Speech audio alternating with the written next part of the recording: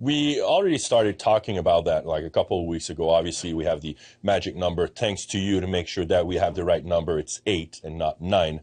But yeah, having the ability to clinch it this weekend, obviously there's a lot of things that has to go through. But at the end of the day, or beginning of the day, depending on which type of person you are, we control our own destiny. So we going to do everything this weekend to be able to clinch that playoff spot, especially in front of the fans that have been amazing this year.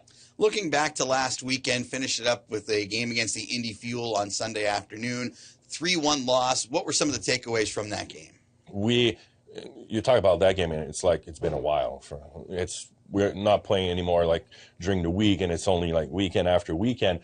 We didn't start well, basically. I think that was the biggest thing. We were kind of, as much as the coaches, we thought the whole team was ready. It seems like we didn't. I don't know if it's the 2-2 with Toledo, high emotion, like a lot of things. Obviously, we give up that first goal on the bad play on the kill that. We are basically a 2-0, missed a pass. They went down the other side and they scored. And we just started playing our own way. It was too late. I think they had only 1 or 2 shots in the third period. I mean, we cannot ask for better, but we cannot start late and hoping that we will fix it, especially against Indy, who is a team that will seal everything. They don't give up much. So I think for us, it's just... Again, I think since Christmas we're saying the same thing. Just make sure we're starting on time and just make sure we're playing that full 60. It was pretty unbelievable to watch the back-to-back days we had to deal with a nasty hit, and Matty D. St. Val took that hit in the first period. Obviously, was a suspension. Probably should have been a 5-minute major, but tried to battle through the power play, didn't return the rest of the day. Where did that hurt the team the most? Was there any emotional, just... oh, man, we just lost DSP, the fact that he's a big scorer, the fact that you're having to play a man short in the back end of a 3-and-3, what was the biggest impact there? Anytime you're losing, it could be your top line, bottom line, number 6D, especially on a 3-on-3 on Sunday, it's always going to hurt you because guys are exhausted, they're tired, there's travel part that has to factor into it. Now, obviously, if you're losing a top 6 and you struggle to score goals a little bit, it doesn't help. You always wish that your third and fourth line will bring their name on the score sheet. But after that, again, we practiced a whole week on a power play. Now we're missing 1 guy. So it's always complicated. Obviously, like you said, we only had a 2-minute there. Referees stand his ground saying like they should maybe not even have a 2-minute. And the next day it's a 2-game suspension. So, but again, if it's in the playoff, these guys has to find a way. You know what I mean? And again, we had a chance right after with that power play. Okay, DS is not there. Who's going to take this chance? Because we're going to put a guy who was not supposed to be there. So this is where, guys, as much as we are one of the youngest team in the league with the rookies and all that, we need to find a way that we can step up in any situation during the game. Really cool addition to the lineup today, Chase Pietola, who is the brother of our very own Logan Pietola. Not only that, Pittsburgh Penguins draft pick. He's already made his pro debut with Wilkes-Barre Scranton and Conference Defensive Defenseman of the Year. Where are we going to see him make the biggest impact on this team? As a D-man. I mean, because that's his position. But I think he arrived yesterday, he already fit, he already blend with the team. If you were the first one to say this morning in the morning skate, he doesn't look like a new guy. He looks like a guy that's been around for the whole year. He's always like smiling, joking with the players. Obviously, defensively, as much as we're not giving up a lot of goals, he will help us big time in that way. He'll be mixed with Draker. Those two will be like good luck trying to go around them. Obviously, he's not an all-offense D, but if we look at his stats, he's able to produce. He play on a power play as a spread. So I think he will help us in every situation down the road, especially in his first game tonight. All right, what do you have for tonight's Victory Toyota Keys to the Game?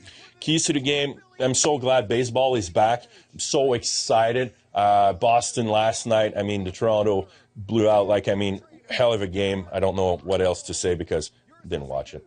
It's not my thing. The other thing I'll say, remember, left side, when you arrive at the rink, there is my wife, the family, free face painting. And the last one, if you're looking for any updates, injuries, or whatsoever, just make sure you go see Jamie, the timekeeper. He loves receiving questions about injuries and all that. So just make sure you DM him, and he's going to be more than happy about that. But if I'm serious here, just making sure we're playing a full 60 and we start right on time and we finish strong. Very good, Mitch. I always appreciate a couple minutes of your time. Best luck out there tonight. Thank you, Deej. Nailers assistant coach Mitch Daguerre on our Comfort End Coaches conversation, opening face-off between Wheeling and Cincinnati next on the Nailers Broadcast Network, presented by Main Street Bank.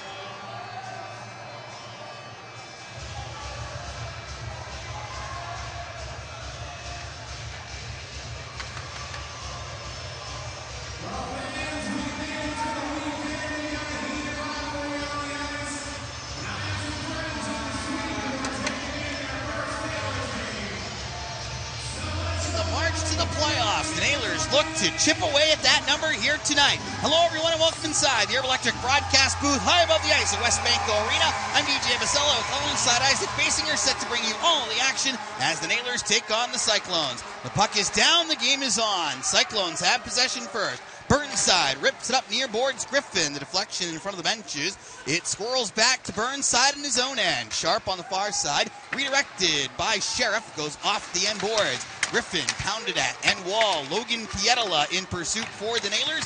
Gets to play alongside his brother tonight, Chase, who's back on Wheeling's defensive group.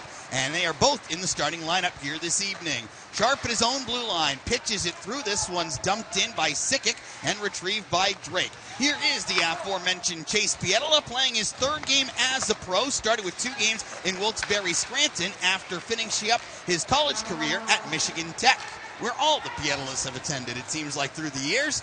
Wound up in Cincinnati territory as Gosselin swings behind his net and starts things up as he busts through the middle of the ice. Feeds it far side. Voigt, the Pittsburgh native, ahead for Gosselin. Twists one off the outside of the net from the right side. D. St. Val gathers up. D. St. Val took that very nasty knee from Cam Hausinger at Indy on Sunday. Should have been a major penalty, as it did result in a 2-game suspension for Hausinger. With the exception of the ensuing power play, D. St. Val did not play any of the remainder of Sunday's contest. Martel trying to go down the middle. Puck bounces, far side circle. Tripping over the puck was Gosselin as it got tangled up as well with D. St. Val. Big hit thrown by McCleary on Corsia. along the far side boards. Voigt scrapes through center ice, coming in on the left side, looking over the aerial pass towards Frasca. Waugh forces it away. Corsia tosses it ahead. Left side coming in is Jack Beck. Mentioned him in the WV811 Nailers pregame show. Missed 30 consecutive games for the Nailers. Last time he was in the lineup before the All-Star break, January 11th at home against the Worcester Railers. Beck, the drop pass. Lindgren, the low one-timer. And that one's gloved by Chayon. And you mentioned Jack Beck, and that game, the last game he played in, he happened to get the game winner in the shootout as well. So, you definitely feel like he's been itching to try to get back into the lineup. Nailers in the black uniforms with the sunflower yellow numbers and letters on the backs and sleeves. They go from left to right. Cyclones in the white uniforms with the black numbers on the backs and sleeves. White nameplates on red as they go from right to left. Flip-flop those directions if you're watching along on WTRF My Ohio Valley and FloHockey.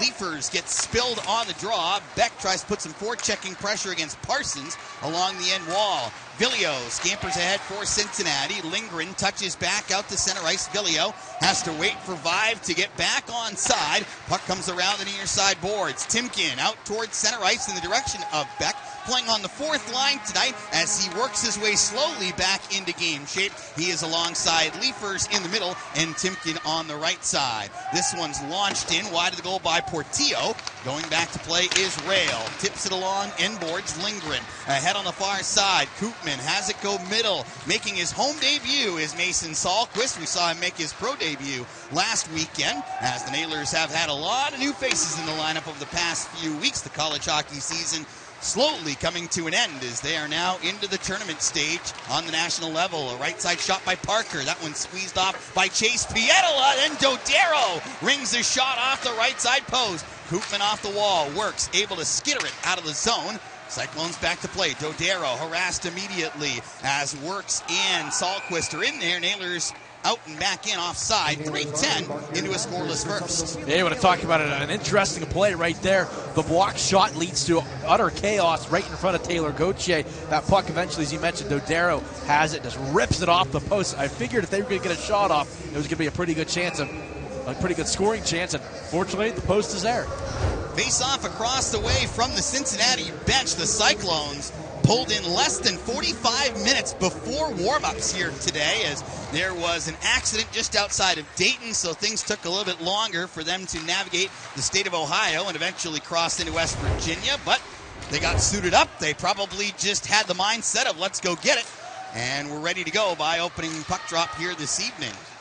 Drake out to neutral ice, goes slithering through McLean's legs. He goes back to retrieve in his own end. Sam Heidemann is our referee tonight. His linesmen are Austin March and Felix Antoine Voyer. Chase Pietola shields Griffin from the puck along the near side boards. Sickett comes in, left side shot, left pad save made by Gauthier. Puck wound up the wall. Parsons plays on the left side of center. Over for McCleary, touched into Sheriff. Coming in down the right side boards. It's cycled behind the net. Near side corner, Griffin attack. Comes free for Jankowski. He drifts his way along. Right side pass into Clausen's skates. He spoons in a backhander. Chayon watches as Parsons goes to pick up for Cincinnati. He's running too hard by Corsia. Those two dropped the gloves at Heritage Bank Center earlier this season. Nailers coming in. Martel dancing left side. Gets around. Gives off wall. Wrist shot. Blocker save made by Chayon. Nailers draw a penalty. Martel dancing. Corsia rolls it around. Martel steers up. Left boards. Decent foul. Grabbed by Corsia, but then touched up by Sheriff. Nailers had a great chance. Drew a penalty, but almost scored. Yeah, excellent play there. Most of the time we talk about, oh, shoot it. I thought the pass was the best option there to lead to that scoring chance there. It's just Pavel Chayon is a heck of a goaltender on that other side. Yeah, who would have thought? 30-plus goals, Jordan Martel. You'd think him shooting would be the preferred option there, but a great look from a better angle from Fippois, and he put a powerful shot on net, but Chayon, the blocker, saved. Fip has a powerful shot coming from that blue line as we're getting another look at it here. Martel does a good job undressing the defense. Everyone's crashing down towards the net for Cincinnati. That leads for Fip to come into the slot to get that shot off. Tried to go back from where Chayon was, but Chayon did a good job centering up to the puck. Hooking on Elijah Villio at 4:31. Nailers plugging an AEP power play. Martel operating the left wing half wall. Handles up top. Left point Beliveau to Beck. Top of the right circle. 9 power play assists in 33 games for Beck. towards the slot. Fanned on by D. St. Val. Parker forces out to neutral ice. Beliveau with Parker guarding against him. Near side corner. Puck bounced around. D. St. Val very careful in front of his own crease, but he knocks it free to the far side. Martel to back. In to Corsia. Right side circle. Swivels with it towards the boards. Whips it across. Far side. Martel gathers in. Walking towards the left circle. Then peels it back. Beliveau across the line. Beck operating up top right side. Gives off to Corsia. Straight away it's Beliveau. Now Martel. One time tip try by D. St. Val. Puck goes blooping to the corners, retrieved quickly by Beck. Back and forth with D. St. Val. Now it's Beliveau walking the line to Beck. Top of the circle. One-timer D. St. Val ramped it off a stick and went up over top of the net. Martel tried to center it quickly for Corsia. Cyclones roll it up the wall. Beliveau keeps it alive. Down to Martel. Whirls around high on the left side. Martel looking towards the net. He's got the team lead with 8 power play goals on the year. Beck, bottom of the right circle to Martel, right point. Stepping in, surveying, giving off. Beck glides around, gives off to Martel, a low wrister, and that one squeezed wide of the net and comes out to center ice. That's the first time the puck's been out of the zone, well, maybe the second time on this power play, which has 34 left on it. The puck movement has been fantastic so far, I think, as well. Getting a lot of good looks. Just need to catch one on net. Chase Pietola starts things up deep in Wheeling territory. Gives that drop pass off to Clausen, who comes rumbling away. He comes in right side, trying to split through everybody. Hauled down. Naylor's bench wanted to call, but that's a tough one to try and buy when you're already on the power play. Cyclones clear it.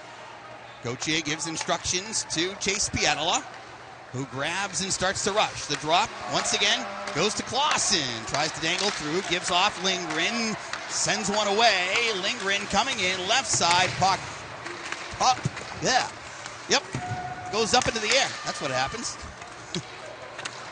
Missed the speech class this week. Comes up near side boards as Wheeling is 0 for 1 on the man advantage. We are 6:50 into our first period. Scoreless game. Nailers and Cyclones. They're going tonight. They're going tomorrow night, too. And we'd love to see you here for Black and Gold Night, starring former Pittsburgh Steeler Ryan Shazier. You can get your tickets at WheelingNailers.com. Tie up along the near side board. Sahlquist trying to wiggle it free. Godero goes behind the net, protecting off. Gives off to Chaz Sharp. What a rookie year he's had for Cincinnati. 23 goals, an astronomical amount to lead all blue liners in the ECHL. Koopman up top. Drake a wobbler from the left point. That one lands wide. Comes up near side board. Sahlquist looking to close off his man, as that one comes free, and Koopman drapes to the front of the net, crashing in. Chai on the save. Works knocking on the door. Chai somehow able to trap it in the gear and hold on, denying Jack Works of pro goal number 1. Works is at a good angle, was trying to lift it, and he did. Chai still says no. 7:33 gone in the first period. No score. Nailers and Cyclones on the Nailers Broadcast Network, presented by Main Street Bank.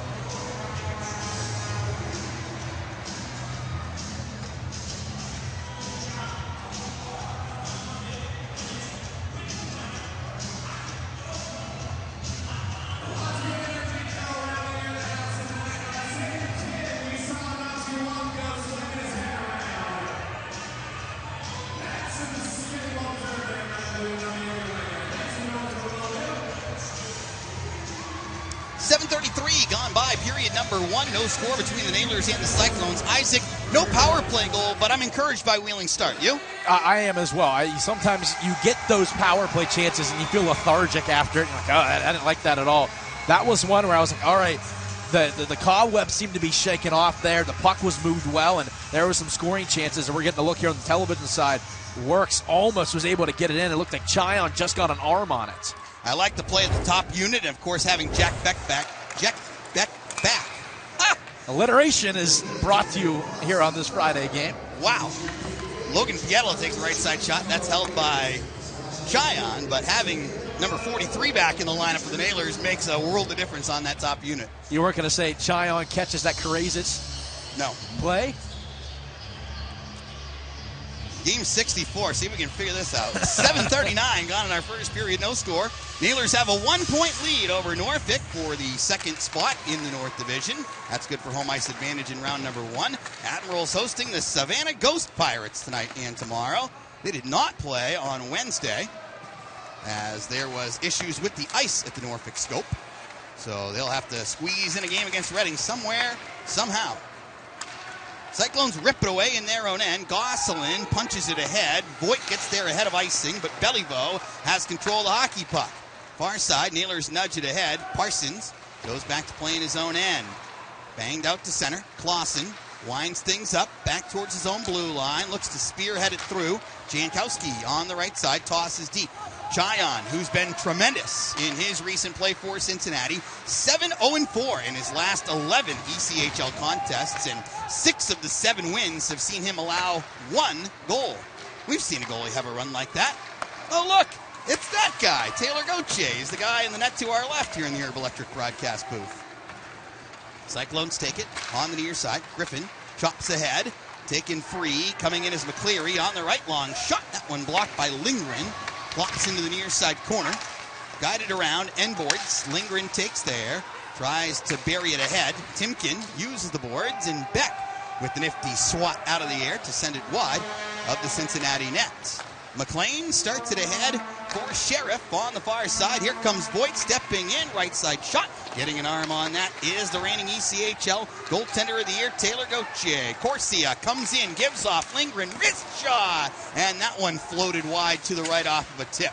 D. St. Phal goes high in the zone. Back pedals. Wrister tipped down wide to the right. Nailers doing a good job looking for the 2 T's. Traffic and tips. Nailers go across the way. Puck just couldn't quite land on the tape for Martel. Cyclones air it out. Far boards rail. Tosses it through. Sharp takes a swipe. Sheriff hounded at by Martel. Puck goes behind the Cincinnati goal. Wrapped to the far side. Sharp in pursuit of it. Angles it ahead for Parker, who deflects it in deep. Chase Pietola powers it around the end boards. Corsia takes there on the right side. Sauces it over. Set down by Pietola. He is definitely the larger of the Pietola brothers, coming in at 6'3" and 195. He looks like he can have quite good control on that blue line. And with he and David Drake together, that is a lot of gentlemen back on the Nailers blue line. Yes, it is. That could be a little bit on the tougher side to be able to handle that.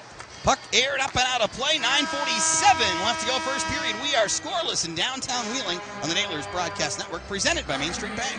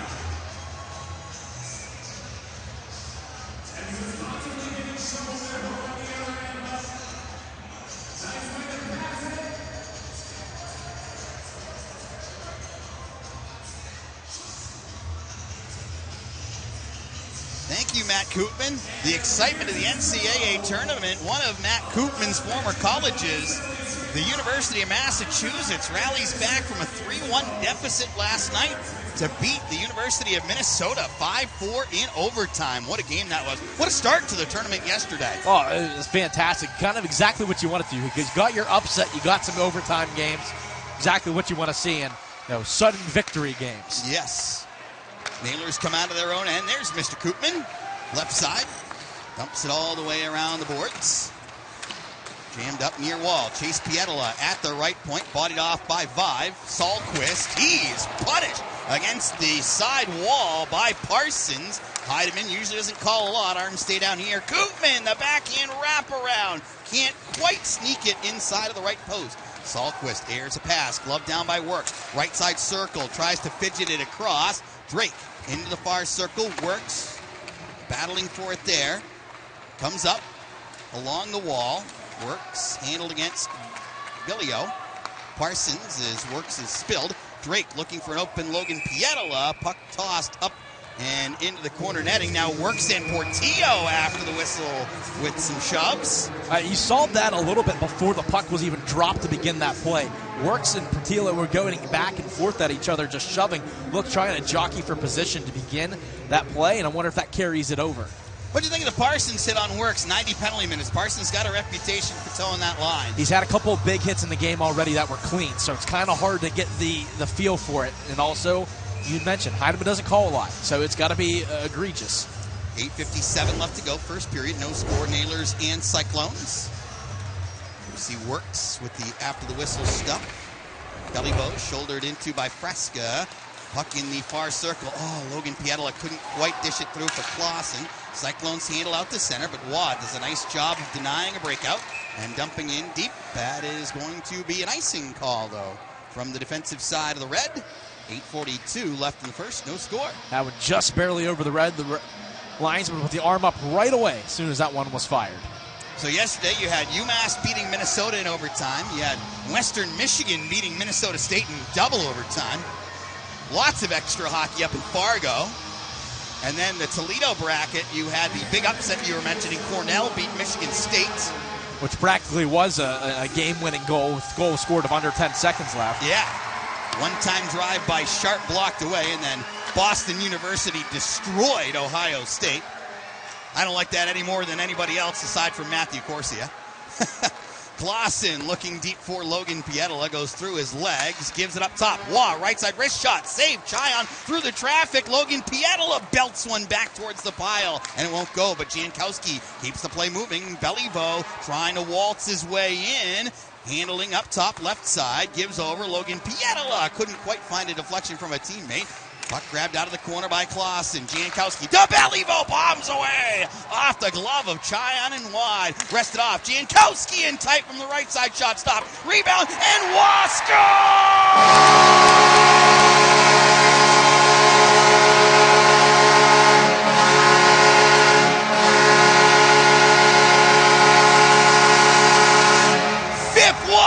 Stepping into the left side of the slot and rocketing a wrist shot into the bottom right of the net. He gives the Nailers a 1-0 lead at 7:57 left in the first. Oh, Wheeling had so many good chances there, and you felt like, oh, Chion standing on his head. But eventually, Wheeling gets the bounce it needs.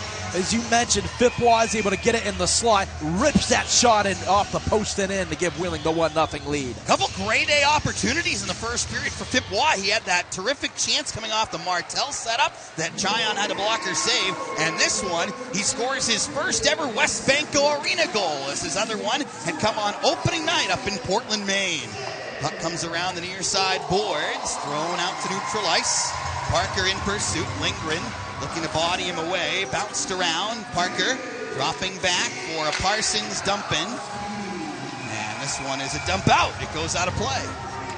It was funny because at the moment, with the score staying as it is, I think Fipois is going to probably join me at the end of the period, because I told him earlier this week, I said, if you score a goal, I'll talk to you. And he said, deal. Sounds like a plan. All right. So nope, we lose a little bit of the notoriety of who's going to do it, but right now it feels like Fipois is going to be the leading candidate to talk to me. But good for Fip. We talked about it. He has that nice hard shot, and we've seen it from the blue line, but you've seen him step up a little bit, and makes you wonder if him playing with Bellyvo, that he feels like he can make that jump up a little bit, knowing that he's got a good deep partner back there with him. So in addition to Fip talking to you, we'll also have you going around the ECHL during our first National Equipment Intermission Report. 3 weeks to go in the regular season. A lot of fascinating races. I can't wait to see which series and matchups that you're picking to look at for this week. Beck on the far side, bought it into by Parker. Timken wrestles it away, dumping in along the end boards. Leafers tries to duck under Villio. Leafers is a large lad, so that's easier said than done. Timken sniffs out a loose puck to the doorstep. They score!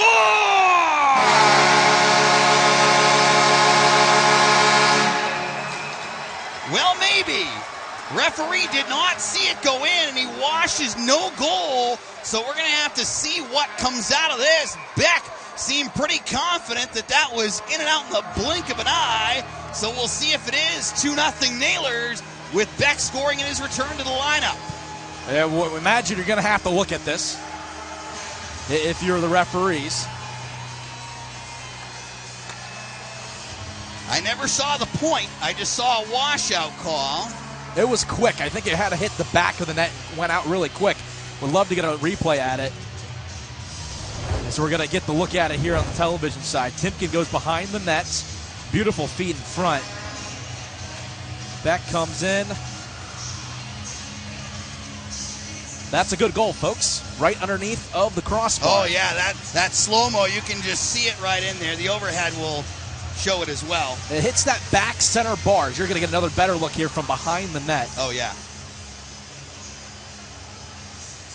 Yeah, if you bring it just a smidgen back there, and if you have the ability to stop it while it's in there. Leifert's just pointing as like that's in. This could be a pretty good look here as well. Man, it's hard to slow down. You can see it goes right underneath the bar there, and you can see it hit the net. Yeah. It's all about if they have the view, though, down there. Remember, the call on the ice is no goal. They have the overhead. Do we have access to the overhead or not quite? Looks like they have the camera showing there. The tricky part is originally it was a no on the ice. And now David Jankowski coming towards the I wonder if there are internet tunnel. Issues. Oh, no, that would be the worst scenario possible. Because you don't often see the referee poke his head out in the review to tell something to somebody.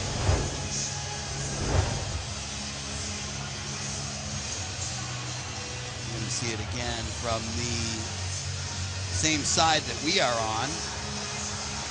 Yep, there you go, right there. You can see it in the net. As they're showing it on the video board here in West Banco Arena as well. Unfortunately, they are not allowed to use that. Correct. They have to use the iPad.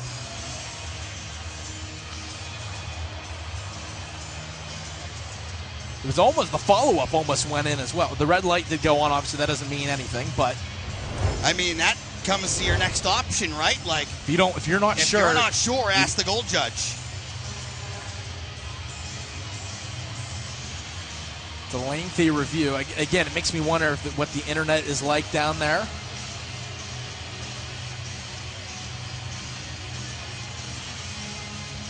This is a very curious scenario. We've seen the replays enough to tell you that it should be a goal, but it's a matter of, again, unfortunately, Heidemann called it no on the ice, which how I don't know. But hopefully our technology is working so that he can correct his call, and we can move on with a 2-0 lead. As we'll continue to get the look. Oh, there's the overhead. Oh, there you go. That's 1,000,000% in. There you go. Sam, if you would kindly look up to the video board. This is where if we had a telestrator, I'd love to put a big old circle right around it and say, yep, you see it. It's right there. It has to be something with the internet. It's got to be. Because if you just got that view right there, we're going to get the call. And it's going to be a goal.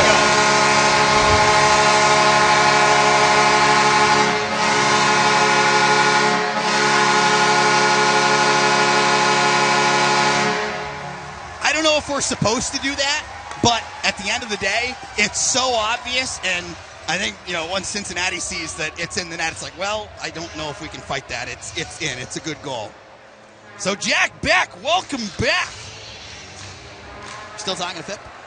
Oh, I think so. I promise. I can't go back on a promise. That's true. 2 goals in 56 seconds for the Nailers, who now have a 2-0 lead. Lindgren tosses in, far side corner. E. St. Val bumping off McLean.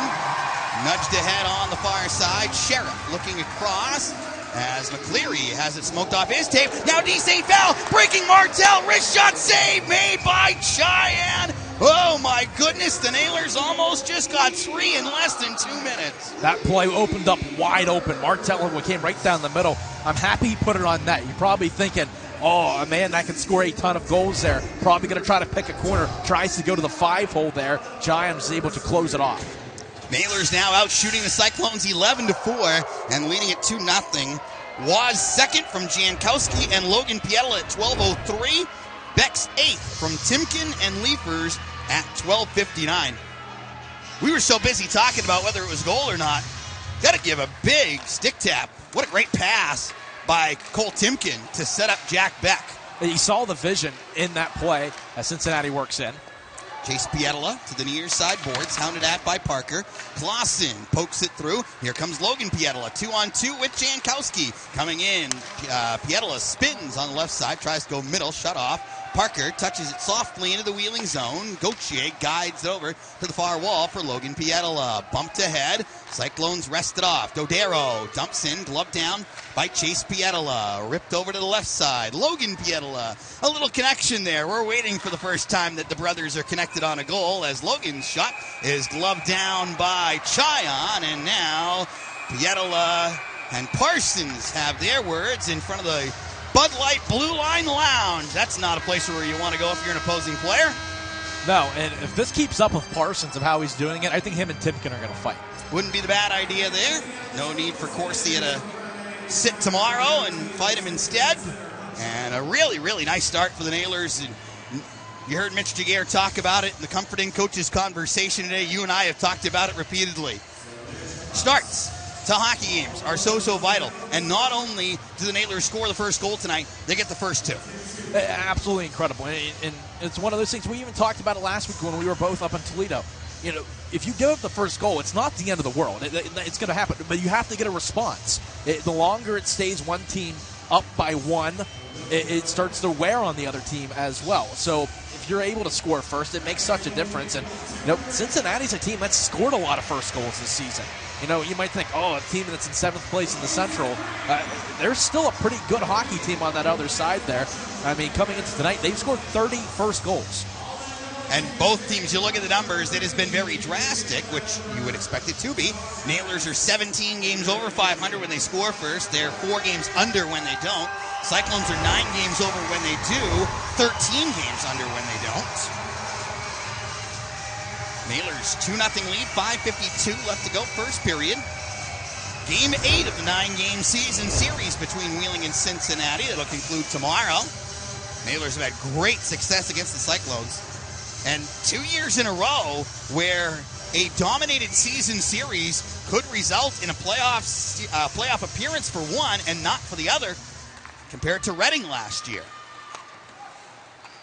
when the Nailers went 8-1 against the Royals. Griffin coming in right side, jams on the brakes. Trailer Villio coming in left side, but Works forces it away from him. Cincinnati drills it across the slot. Puck bounced around, gathered up, Works ahead. Wow, nice job using that long reach, got it ahead. Works ahead for Koopman on the right side, spills it over. Waugh steps onto it and punches deep. Waugh might not be a bad combatant for Parsons, especially if he gets an assist here. Go for the Gordy, which Cole Timken's the only Nailer that's had a Gordie Howe hat trick this year. That's a goal, an assist, and a fight in the same game. For those of you who are tuning in for the first time, we welcome you to Nailers Hockey. Beck coming in on the left side, shaking around, feeds to the blue line. Lindgren has some space, operates left circle, goes behind the net, rap, tries to go up top. Chayan got over late, but Lindgren's shot went off the outside of the net. Beck swivels it back to Rail, and over to Beck on the far side. Saw a wraparound G-Dub today in Boston College's win over Bentley in the national tournament. Beck towards goal, sticked away by Chayan. Puck is snagged by McCleary. Touches ahead to Voigt at his own blue line. Good stick position by Timken to deny Gosselin a run-in. Lindgren controls right side of his own end. Bouncing middle, passing right. Timken gains the red, tosses in. He'll go off for the change. 4:19 left to go, first period. 2-0 Nailers on goals 56 seconds apart from each other. D. St. Val can't go anywhere. Taken away by Sharp, puts it on his backhand and rolls it in deep. Far side corner, Drake shoulders his man into the wall. Always fun when you get to game 64 because you have those quick goals and you're like, there's not a chance in the world that's anywhere close to the fastest we've seen this year. Oh, it's like I feel like it's been done before. Oh, yeah. If it's game 14, you're like, maybe. Cyclones coming in. Down the slot is Guy. That guy goes into the near side corner where he pokes it around. Drake along to D. St. Foul. He comes rushing ahead on the left side. Feeds over. Chase Pietola. Drop pass. Logan Pietola with a buzzer. And that one goes up over top on the left side. D. St. Foul gets some help from Logan Pietola. Keep the play alive. Chase gives to Beliveau. Turning out of the right side circle towards the boards. Knocked down by Parker. Logan to D. St. Foul. He battled the one-timer away. And then clobbered one. But Chai on the save. Wow, I mean, even the passes that are getting broken up and not clean right now are resulting in grade A scoring chances for Wheeling. That one comes to Waugh. I mean, I think he tried to put it through Chion with how hard he hit that puck. As we're getting another look at it there, it was just a deflected pass and a full extension glove save there by Chion to keep this one only 2-0. Corsia down the Wheeling tunnel, but he does not have Lauren or Bill with him, so not sure what the scenario is there. Vip Waugh, have a period, young man. My goodness. He's definitely playing a different game. Put him out there for the puck drops more often. He has as many shots as the Cyclones do in the first period. 4 for both. Puck comes around to the near boards. Yeah, that was cool to see him take the ceremonial puck drop tonight. That's usually the captain's, but Vip rising to the occasion. Logan Pietola flips in a backhander to the near side corner. Beliveau chasing back. Far side up the wall. Waugh shuts it down. Turns it in deep. Clausen from the end boards. Twirling up. Right side. Gives to the blue line. Beliveau walking over left side. Whizzes it along.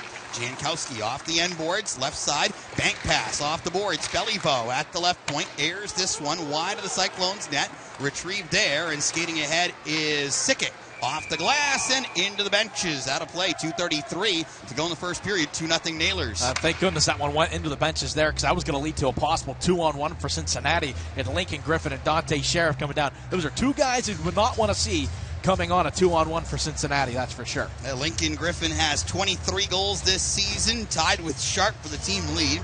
And then Sheriff has 10 of them. That's amazing. You don't expect to be tied with a defenseman for the team leading goals, but you can't say enough about Sharp's season for Cincinnati. It's incredible. That includes a little bit of time up in the American League as well. Yeah. 33 years of professional hockey here in Wheeling. We've never seen a defenseman score 20 in a season. 18's the record. Done a couple of times. Cyclones dump in deep. This kid's got 23. Portillo in the slot, battled for. At the left side is McLean looking down the wall. Rail intercepts. And this isn't like the Will Graber story from Fort Wayne a few years ago where, he's listed as a defenseman, but he played forward for 3/4 of the year. Cyclones come in. McCleary shot looking for the tip was Portillo. Leafers tries to use the reach to get it out to center ice. Bruder along the near wall. Wheeling forces out to center. Leafers has it get congested. Lands in the Cincinnati bench. Out of play, 147 to go in the first. 2-0 Wheeling. It's incredibly hard, though, to score it from the blue line, because even when you get a solid chance, you get those pesky forwards that steal them with tips every now and then. Obviously their number one job is to play defense, and I mean, if you're good at that, that certainly helps you. And Sharp comes in. He's a +6 as well. He's tall, too. I think about some of the top offensive defensemen in terms of goals that I've seen in my time during Wheeling, and they all have similar statures where 6 feet is maybe on the generous side, but they can skate like the wind. We're talking, Mike Ratchuk, Kevin Spinozzi, Matthew Mayoni, Kevin Scholes, just in my time here in Wheeling. Far side corner, lofted ahead by Gosselin, gloved down by Chase Pietola. Well, think Josh Maniscalco, Chris Ortiz, probably the most recent 2 examples of dynamic offensive defensemen. I was just going to say that. That's why we complement each other so well. We just read each other's minds. Just pop it right out of there. Drake, far side. I promise I didn't cheat off your paper. I don't care if you did. Chion rolls it up near side boards. Chase Pietola bodies it away from Voigt. Tries to center it, but Parsons gets in the way of that. Cyclones slither this one into the Wheeling zone. Martel goes back to Snagit as he winds things up on the left side. Martel flying up Feeds it along the wall and then checks it in deep on his backhand. D. St. Foul rims it along far corner. Parsons ahead for Guy. Plays it out to neutral ice. Jankowski back to Belliveau and over to Waugh on the right side. He gains the center red. Tries to toss a backhander in. Clogged up in front of the Cincinnati bench. 23 seconds separate us from a National Equipment Intermission report. Isaac's on his way to talk to Virginia native Phip Waugh. Nailers caress out to center ice. Parker whacks it back in deep. Gauthier sets it down. Belliveau handles there. He'll take his time. Guy looks. Belliveau skates out left side. Dishes over to Waugh. He can sit on us and go right through that tunnel to his right. Fantastic first period for the Nailers as they control the shots completely, 13-4. They get 2 goals in quick succession, separated by just 56 seconds as Phip Waugh and Jack Beck turn on the red lights, and Wheeling has themselves a 2-goal cushion going into the first intermission break. He is going to keep that foot on the gas pedal going into period 2. You've got off to that great start. You've had some good things that you've done. Keep going. Every point is valuable at this time. You want to make sure that you dictate, making sure that you have control in getting home ice in the opening round of the Kelly Cup playoffs. Nailers come in with a 1-point lead over the Norfolk Admirals for that second place position. And the magic number coming into tonight is 8. As we'll tell you all about what Norfolk's doing, what Worcester's doing, coming up on out-of-town scores. But we wait. I saw Phip was getting his gear off down in the tunnel. We got the tunnel cam. You're on camera at all times, whether you think you are or you're not. You got something on you. But he'll be making his way down to speak with Isaac in the interview room and talk about that opening goal to give the Nailers a 1-0 lead. What a terrific shot it was to give Wheeling that advantage, followed by Jack Beck to make it 2-0. So let's hear from Phip and Isaac. Down here at ice level of Nailers defenseman Phip Waugh. And Phip, I joked with you earlier in the week. I said, if you score, you get to talk to me. Off to a fantastic start in this one. Yeah, it was good. Credit to all my teammates out there just making plays. We're buzzing around the offensive zone, and we're just trying to put pucks on the net and get things happen. So. And you mentioned that you're playing well offensively. 4 shots on goal for yourself in that first period of play. What are you seeing out there offensively? Yeah, just we're always moving in the offensive zone, trying to make stuff open up, get people moving. Stuff it just comes naturally when you're moving, and the puck moves faster than the players. So we're just going to keep generating and get pucks on net. How important is it to, obviously, you take that 1-0 lead, but to make it 2-0 in less than a minute of play? How important is that for you guys to continue that momentum in the period? Yeah, it's huge. Everybody's pushing for a playoff spot right now, and we're in the mix too. We want to clinch. They're fighting too. It's always important starting on time, and that's what we've tried to emphasize this year. And coming down to the final stretch is just starting on time, and we're doing just that. Phip, thanks for a few minutes of your time. Best of luck the rest of the way. Thank you. Phip Waugh, great goal to get the scoring started. Look at this snipe. Bang, right into the bottom right portion of the net. And you love the celebration. Out to center ice and looking at the bench. Nailers up 2-0. National Equipment Intermission Report next on the Nailers Broadcast Network, presented by Main Street Bank.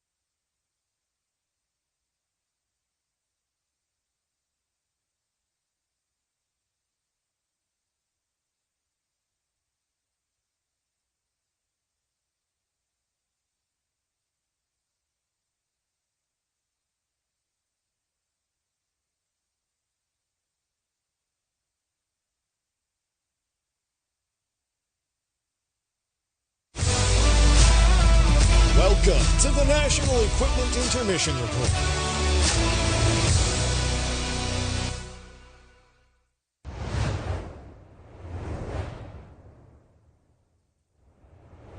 Welcome into the National Equipment Intermission Report as we sit down for our Nailers profile of Wheeling Nailers defenseman Mats Lindgren. Matt's first year here in Wheeling. How's it been so far? It's been really good. I've really enjoyed it so far.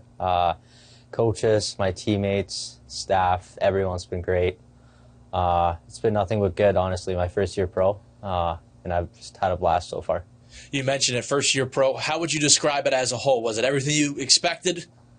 Yeah, I think it was a big step for me. Obviously playing junior last year, and I was 19 last year, so I'm 20 this year, so one of the youngest guys, and it's a big step. Guys are stronger, they're bigger, they're faster. So I think it was good for my development, especially the defensive zone and defending. That was the area I really wanted to improve last year, and we thought if we excel kind of that to go pro right away, then, not a better way than to play against bigger, stronger guys and do that.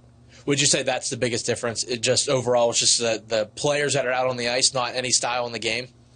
Yeah, I'd say more just obviously the physicality and just stronger, bigger, older guys. Maybe a little bit how they read the game. It's a little faster, so yeah. Again, we were talking about you making that transition. If there was one thing you could tell yourself now at this point, all the way back to the beginning of the season, what would it be from what you expected to what you almost not expected playing in the pro game? Oof, that's tough. Maybe the schedule. It's tough. It's a lot of games, a lot of 3-3s. It's hard on the body. So just for me, I'd say just the recovery and being good with your body and taking care of it. It's probably the biggest part for me. If you do that, then you'll be feeling better, but if you don't do that, it'll be tough when you play 3 games in 3 days. Has the 3-3s gotten any easier along the way? Yeah, I think so. I think I've gotten used to them more now, and kind of, I guess, you learn what works and what doesn't work for you. So you kind of get into a routine and try and do that every weekend and see what works for me. Back to what would be the beginning of the season. What led to you signing with Wilkes-Barre Scranton? Great organization, led by great people. So I think that was a big part, just making sure I was in a good spot and where my development would flourish. And then, like I talked to you about earlier, just kind of excelling the development, just playing against older, bigger, stronger guys, I think was crucial for me and what I wanted to and needed to get better at. So, yeah. What was that process like? Were there a couple other teams that were looking to sign you? And how did it, as we already talked about, you eventually landed on Wilkes-Barre Scranton? Yeah, for sure. There's some other teams, but like I said earlier, you want to be in a spot where you know that you're in good hands and where you think your development is going to grow, and that's the spot for me. So, yeah. Fortunately for yourself, you've gotten to play in a couple of AHL games this season. What was that experience like? It was awesome. Yeah, it was pretty cool. Such a good league up there, really elite. It's just one step down from the NHL, so it was pretty cool. And they got some really good players up there, guys who are up and down in the NHL. So it was really cool to be part of that group for a little bit and learn a lot. And things I can take when I come back down here. And yeah. Is there anything in particular you picked out from anybody when you were up there? Oof. Yeah, probably. There's a lot of guys, so many good players, but Sebastian Aho, such a good skater. I think I take a lot of pride in my skating ability as well, so he's someone I try to learn from, and just how he uses his feet, defending and even in the offensive zone. So he's someone I kind of try to watch a lot during practice.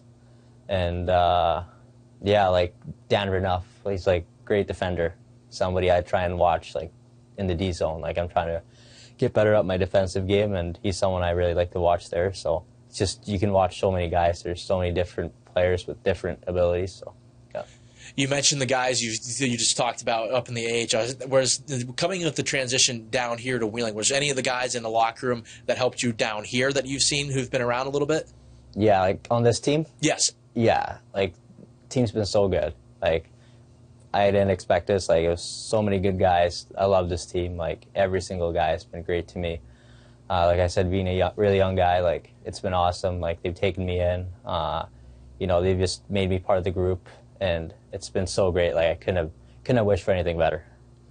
And one thing it also helps as well is obviously different position than your dad in the NHL, but how often do you guys talk about your game as a pro? Is it always hockey talks or just anything other than that sometimes? I think it's both. I think after games it's hockey, and like before games it's hockey, and it can be a bit of both. Like, you know, if it's going hard, if it's tough, like we can talk about other stuff like golfing or whatever, you know. But when I want to talk about hockey, then we do video sometimes, like after games, before games, we'll do video together. Yeah, he's not in there all the time, but he kind of lets me be when he thinks I need to be, and he's not too much in there. But, you know, when I need something and I reach out to him, he's always there, and he's great to have someone like that who's been through it all and gone through it all, so, yeah. You hit a milestone earlier this season, first pro goal. What was that like to be able to check that off the list? Pretty cool, yeah, 100%. It was really cool. Awesome experience, and, yeah, like, it was great. Are you going to keep the puck somewhere special after the season, or do you have a place in mind for it? Yeah, at home I have like a little glass, I don't know what they're called, like a shelf thing, and I got all my like jerseys and stuff from junior and like accomplishments, so it'll go up there for sure. And one last question. Obviously, we're here towards the end of the season, but what are some of your goals for the rest of the year and hopefully into the playoffs, and whether that be for yourself or as a team? For the team, I think it's just, you know, keep going. Like, obviously we had a really good start, and, you know, it's been all right lately, but, you know, we know we're a really good team, and we're just going to stick to it.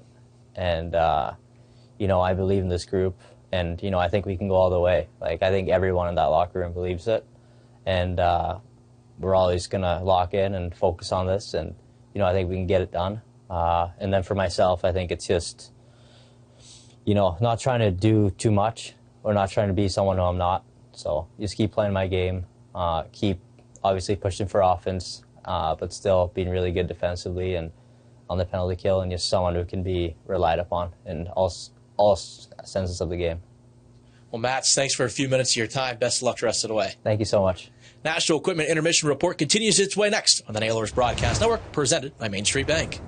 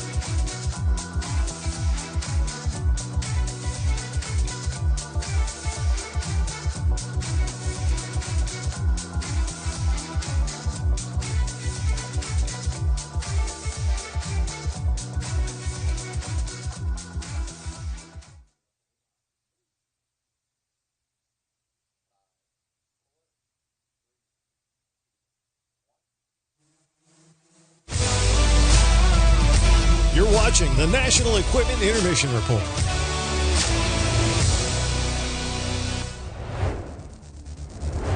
It's the start of a 6-game homestand to close out the home slate for the Wheeling Nailers here at Westbanco Arena. The first, though, is against the Cincinnati Cyclones.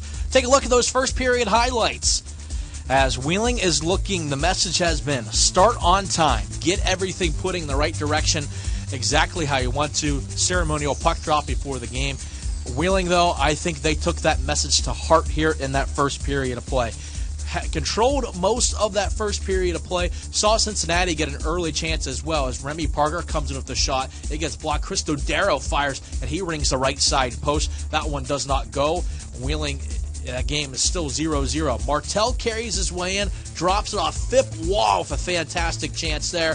But a big save made by Pavel Chayon. He made a couple of fantastic saves in the period to give Cincinnati a good chance in that period. Wheeling does get the first power play, not able to score on it. They are 0 for 1 on the power play. Cincinnati does not get a power play in the period. They are 0 for 0. Wheeling, though, does a great job of moving the puck.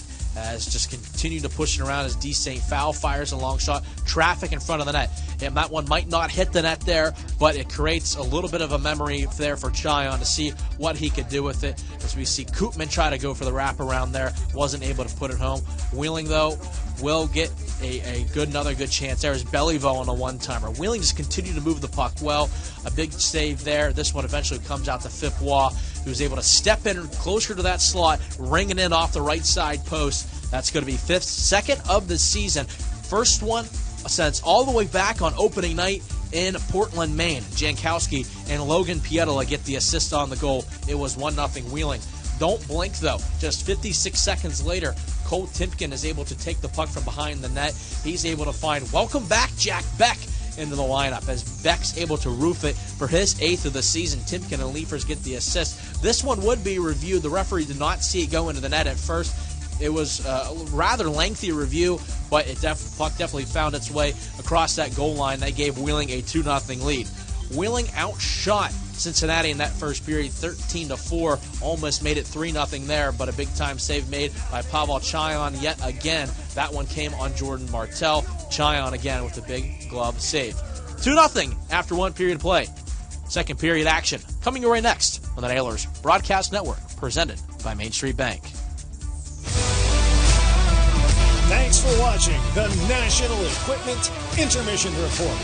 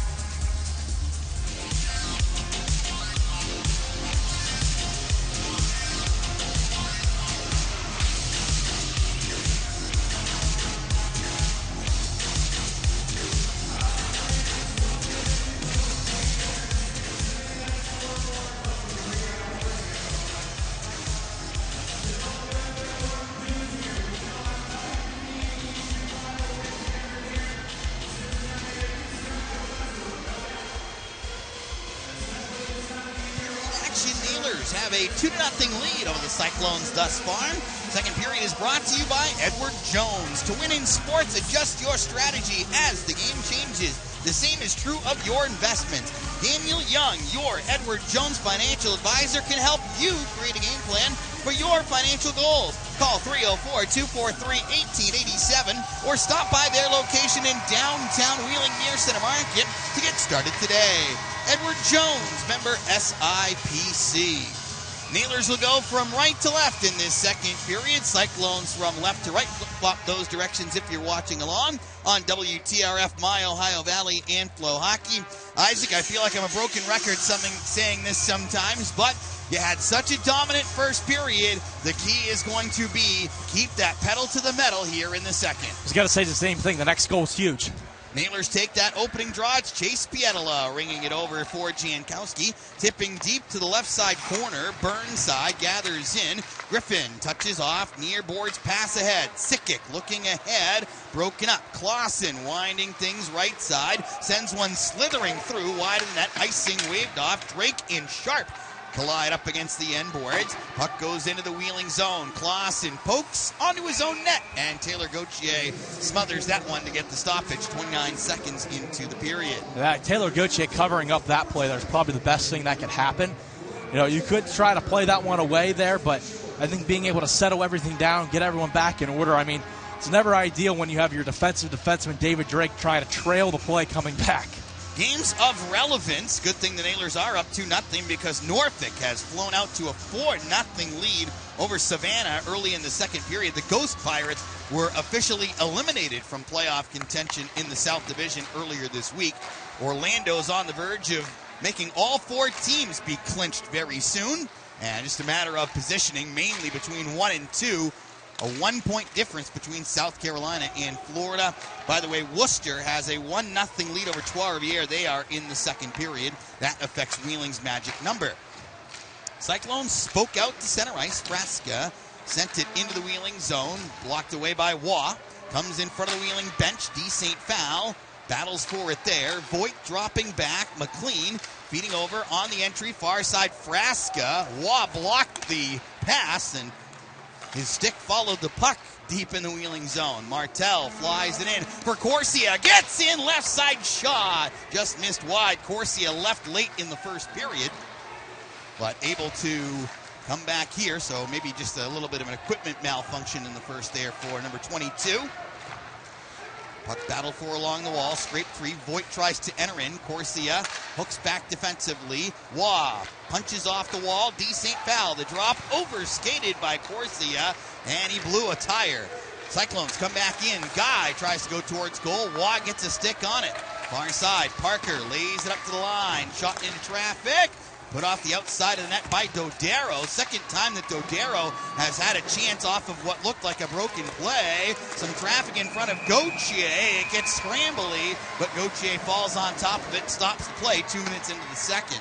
Yeah, it felt like Cincinnati. We could go back to, we mentioned Corsia blowing a tire behind the play. That led to a 3-on-2 coming.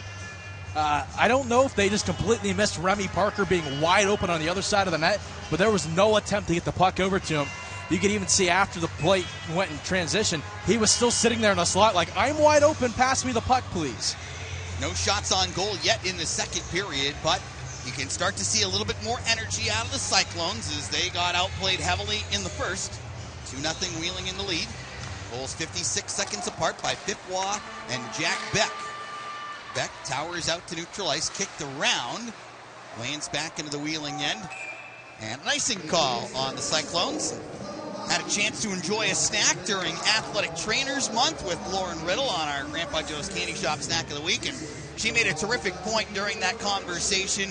One of the great parts about her job being able to help players recover from injuries, get back into the lineup. And Jack Beck not only getting back tonight, probably a week earlier than initially anticipated, and scoring a goal, that's got to put a big, big smile on our athletic trainer's face. Especially 2 guys have been injured for a good portion of the season scoring in today's game. Leafers trying to dance middle, shut off, goes to the far side boards. Sharp forcing his way out to center ice. Lauren is in her 3rd season with the squad. Icing, not sure on that one.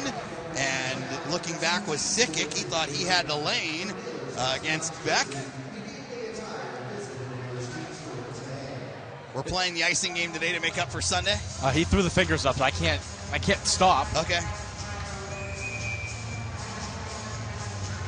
I was talking with team president Brian Komorowski yesterday. He's a big fan of the icing game. It's a stat that's not tracked. And you know what? Might as well have fun with it if we're going to do it. Yeah, exactly. Brought a Chion's right. They tangle on the dot. Works was hoping that the puck would escape to him for a nice one-timer on the net. Far boards, aired out, Works, big ups, gloves down at the offensive blue line, tries to trudge through on the far boards, but it gets flickered back out to center ice. Rail, handling, fending off some pressure, got it ahead to Works. Sahlquist sends it deep. Koopman trying to find a path around Sharp. Sickick, far side, bumps it ahead for Sheriff. Clogged up in front of the penalty boxes. Comes to Lindgren in his own end. Winds it over to the right for Rail. Fires up. Works. Coming in. Right side. Shrugs off one, banks off the wall. Logan Pietola dances towards the slot, turning left circle, feeds to David Drake, who launches one up over top. Chase Pietola into the right circle. Kootman, shot blocked wide. Captured by Gosselin, coming up on the right boards. Pass goes to Frasca. Now middle of the ice. Villio in with a shot, and the butterfly save made by Gauthier. I'm sure Taylor Gauthier is happy with those shots. Coming from distance there, Chase Pietola just had his stick out, almost just like, all right, if you're going to shoot it, you're going to only have one place to shoot it, and happened to go right into the gut of Taylor Gauthier. Other divisional game tonight, Maine and Reading are 1-1 in the second period. Maine is pretty much on life support right now. Meanwhile, Reading in that battle for fourth with Worcester. We've got two terrific races, Trois-Rivières.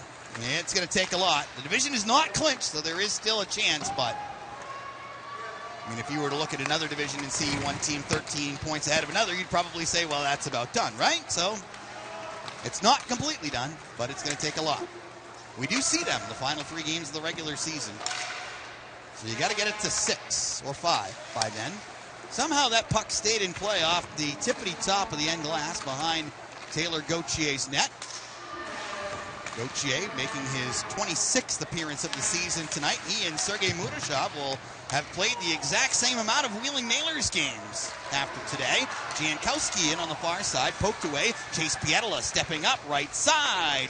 Wrists one, but it got blocked. Whacked up behind the goal. Villio has it swiped. Chase Pietola dropped it to Clausen. I think unintentionally it more or less got thwarted off his tape, but still looked like a nifty pass nonetheless. We'll give him credit for it. Why not? 4:33 gone, second period. 2-0. Nailers in the lead. Murashov 11-0 in the American Hockey League as he beats Hartford in overtime on Wednesday. My goodness. Avery Hayes' goal was filthy. Oh, it was disgusting. Faked the shot and ended up just basically passing it through the goaltender's legs. Corsia hooks it along inboard. So that's now 28 wins for the first-year North American pro, who, mind you, is still not old enough to drink in this country. Beliveau winds up at his own blue line, gives off for Corsia. He comes rumbling in, down Main Street, hooks over towards the left side, and taken away by the Cyclones. Bruder comes ahead, right side dish. Portillo returns it. Roller on goal, and that one is snagged off the ice with the glove by Gauthier.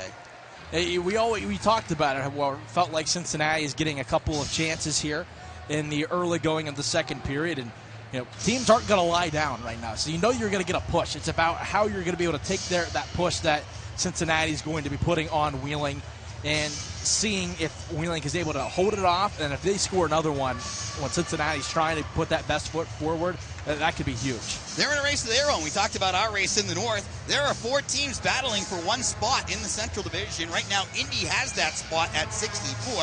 Bloomington's at 62. Indy is at 60. Kalamazoo is at 61. And Cincinnati is at 60. Burnside, left point drive. And standing up to catch it in the glove is Gauthier. And we're not. So you can look at it, and if you just look at it from the optics and not looking at the points, you go, "Oh, Cincinnati, 7th place in the Central. They're probably dead." They're 4 points out of a playoff spot, and coming in tonight, they won 3 straight. The one disadvantage they have is they've played one more than the other 3. But like you mentioned, that 3-game winning streak may have saved their season, because that was against Kalamazoo. If the K-Wings win even 1 or 2 of those, Cincinnati's really calling for desperate measures. Blocker saved by Gauthier into the far side corner. Puck nudged to the slot. Timken for Beck and over to Leafers. Right side trying to drive on Burnside, who got knocked down to the surface. Parker for Sharp. Right side driving in deep. Gauthier goes to make the stop there. None of those 4 are playing against each other tonight. Long shot misses wide of the net. Comes around to Sharp. Stepping in right side. Tries to go towards the goal, but Leafers gets the body in the way. Excellent block by Eli. Lindgren given away. Sharp, a right side shot, handled away by Gauthier. Dodero scrambles one to the far side boards. Timken has it bounced back to rail, up the wall. Leafers opens it up. Timken ahead to Beck, comes streaking in, right side shot, and a save made by Chyon. Parsons forces Beck to the wall. Beck then gave him a little bit of a shove afterwards. Cyclones dump it in deep. Drake, first one to corral. drills it around, end board. Sahlquist touches middle. Here comes Koopman in on the right side. He's got a late trailer on the left, and Drake carries it towards the boards. Then finds Chase Pietila, winds and drives, blocked in front. They scramble for the loose puck, gets smoked to the wall. Works, handles there, high on the right side, spins and shoots, and that one's gloved by Chayan. Is now Parsons shoving with Koopman. 6:46 gone in the second period. 2-0 Nailers on the Nailers Broadcast Network, presented by Main Street Bank.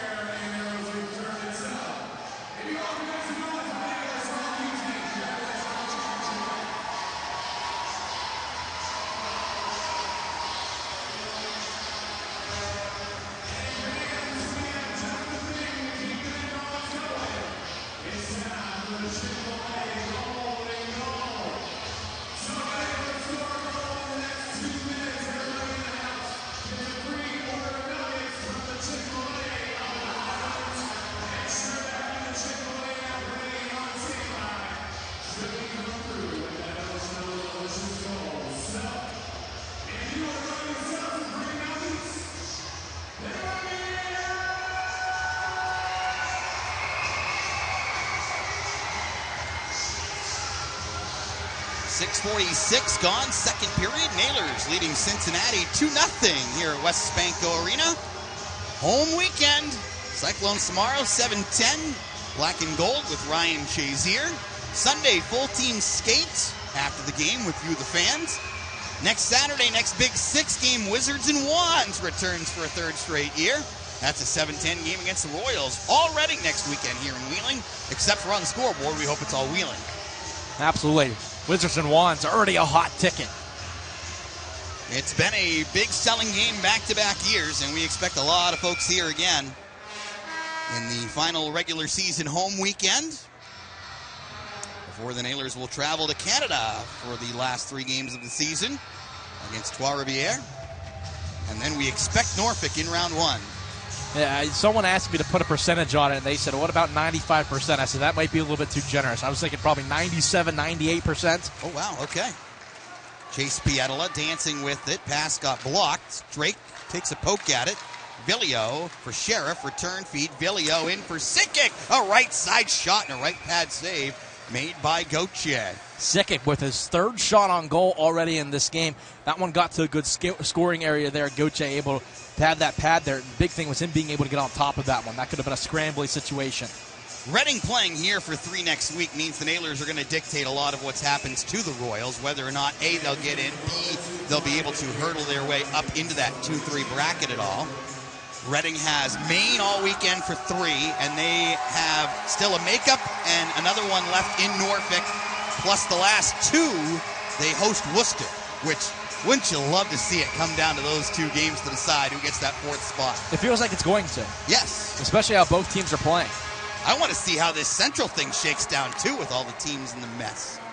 Jankowski comes in, cradles it over to the right side for Logan Pietila. Jankowski bodying in the far side corner. Sikic takes there, hacked at by Clausen.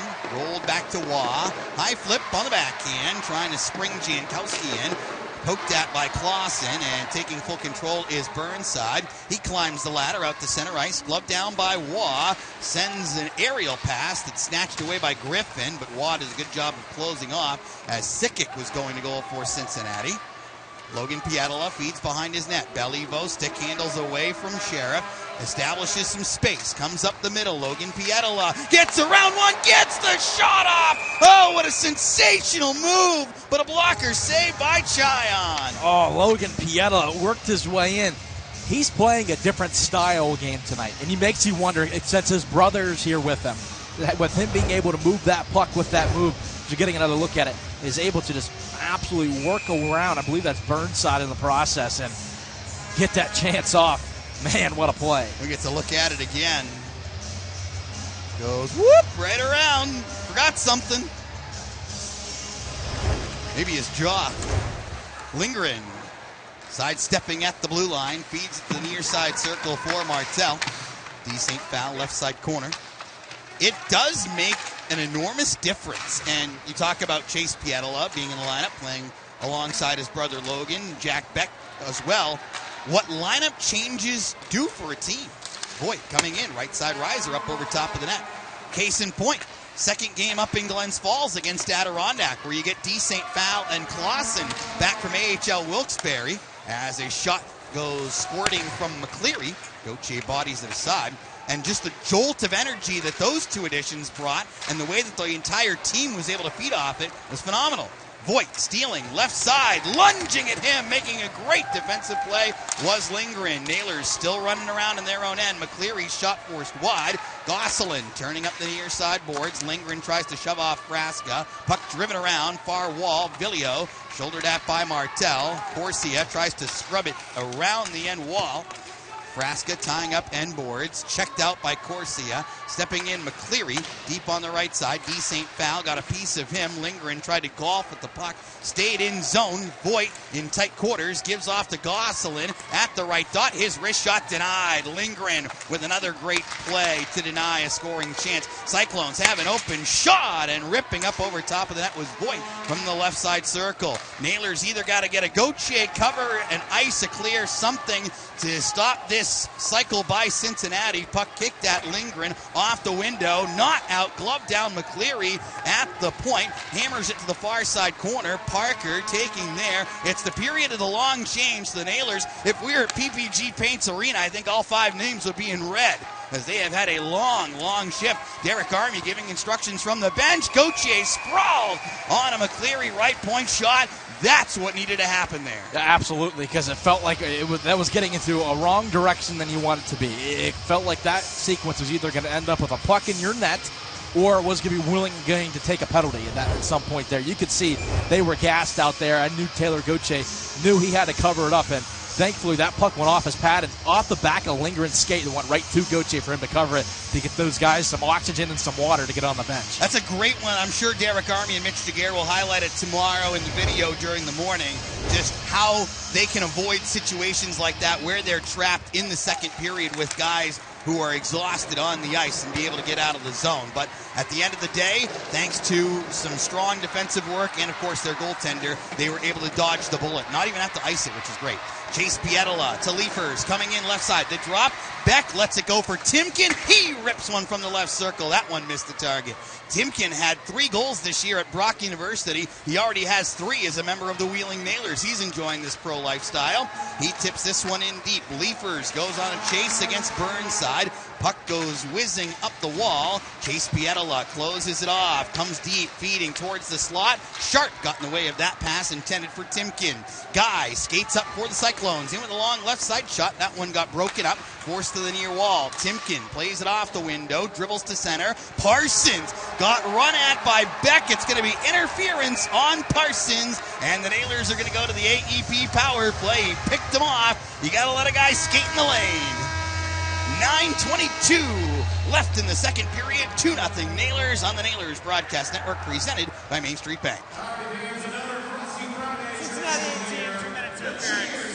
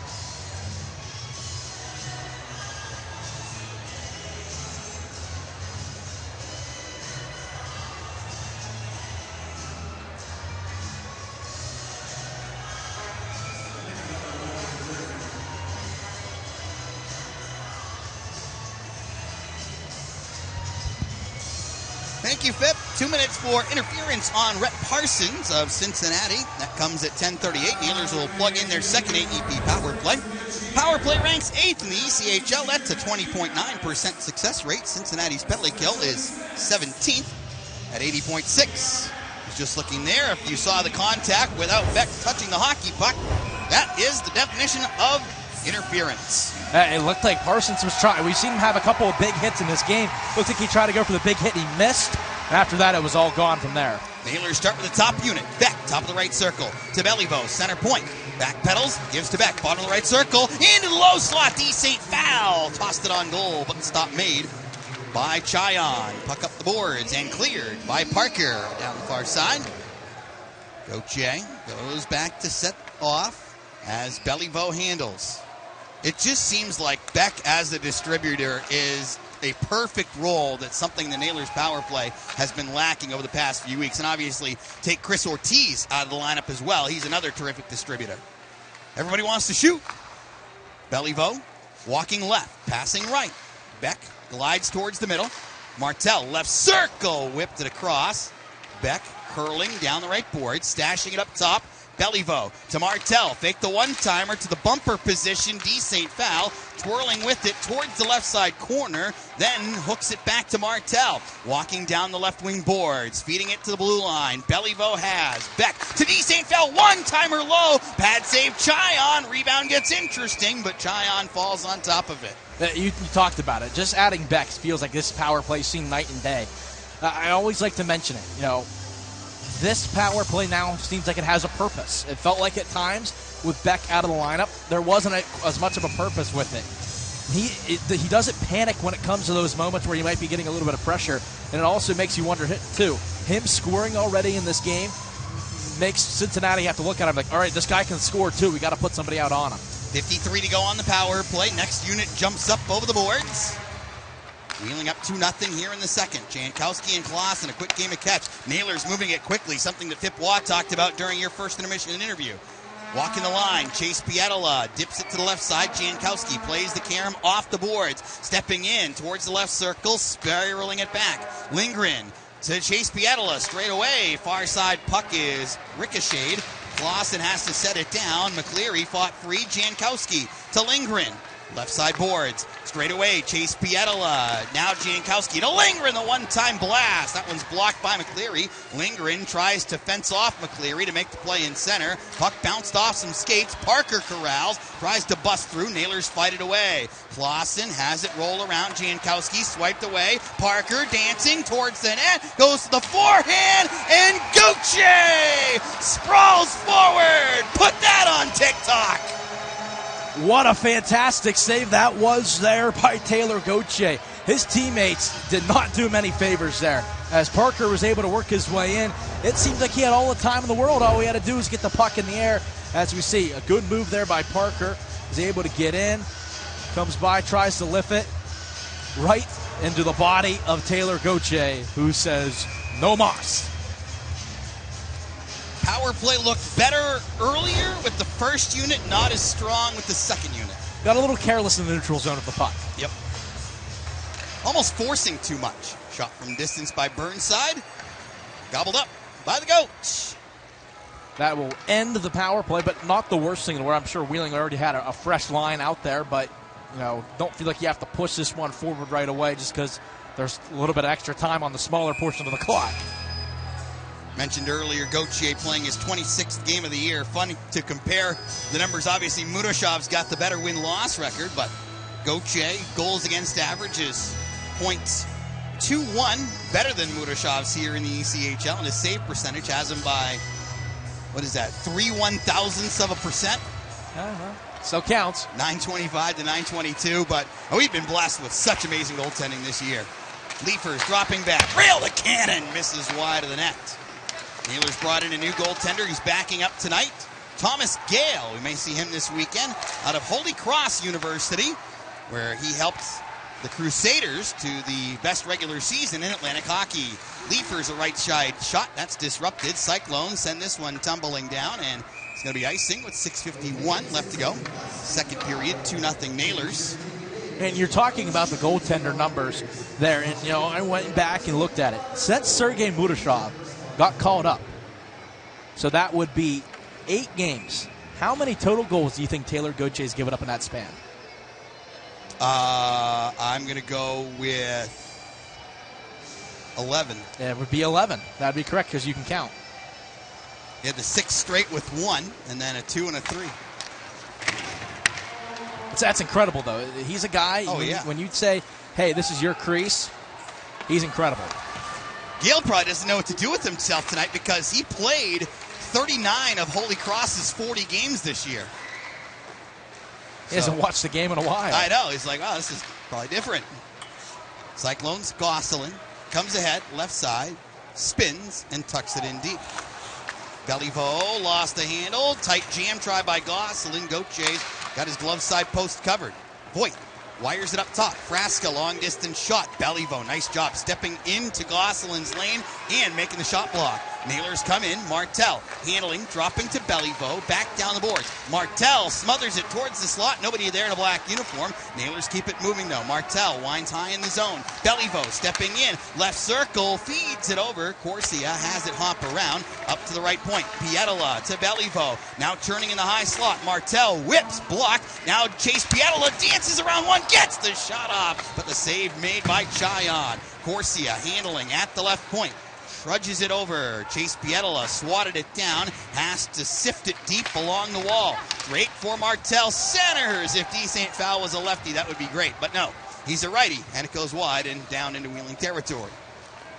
Chase Pietola grabs. 5:25 separates us from a National Equipment Intermission report. Faked you out in the first one, so you will see around the ECHL on the television side. You did hear it on radio. It caught me off guard, not going to lie. Yeah. This date in Wheeling hockey history is our traditional second intermission on the radio side. That, as always, is brought to you by our friends at Hughes Office Equipment. Rail for Clausen. Aired ahead, far side. One of my favorite regular season games that I've ever done occurred on this date back in 2015. I believe you're going to be focusing on that one at some point this weekend. Offside on the Cyclones when you do the weekly this date review. Yes, I believe that is Sunday. I believe that's on the docket for then. And that's one thing I've enjoyed, being able to go back and look at some of it and be like, wow, remember this?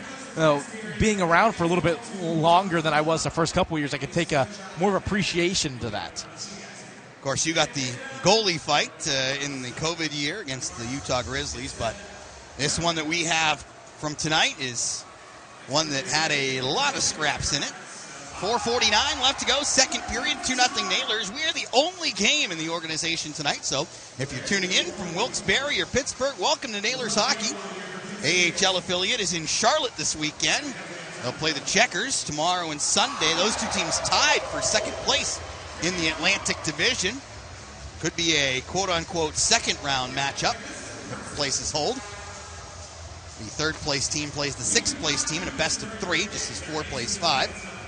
And then Pittsburgh will be in action Sunday, home against the Ottawa Senators.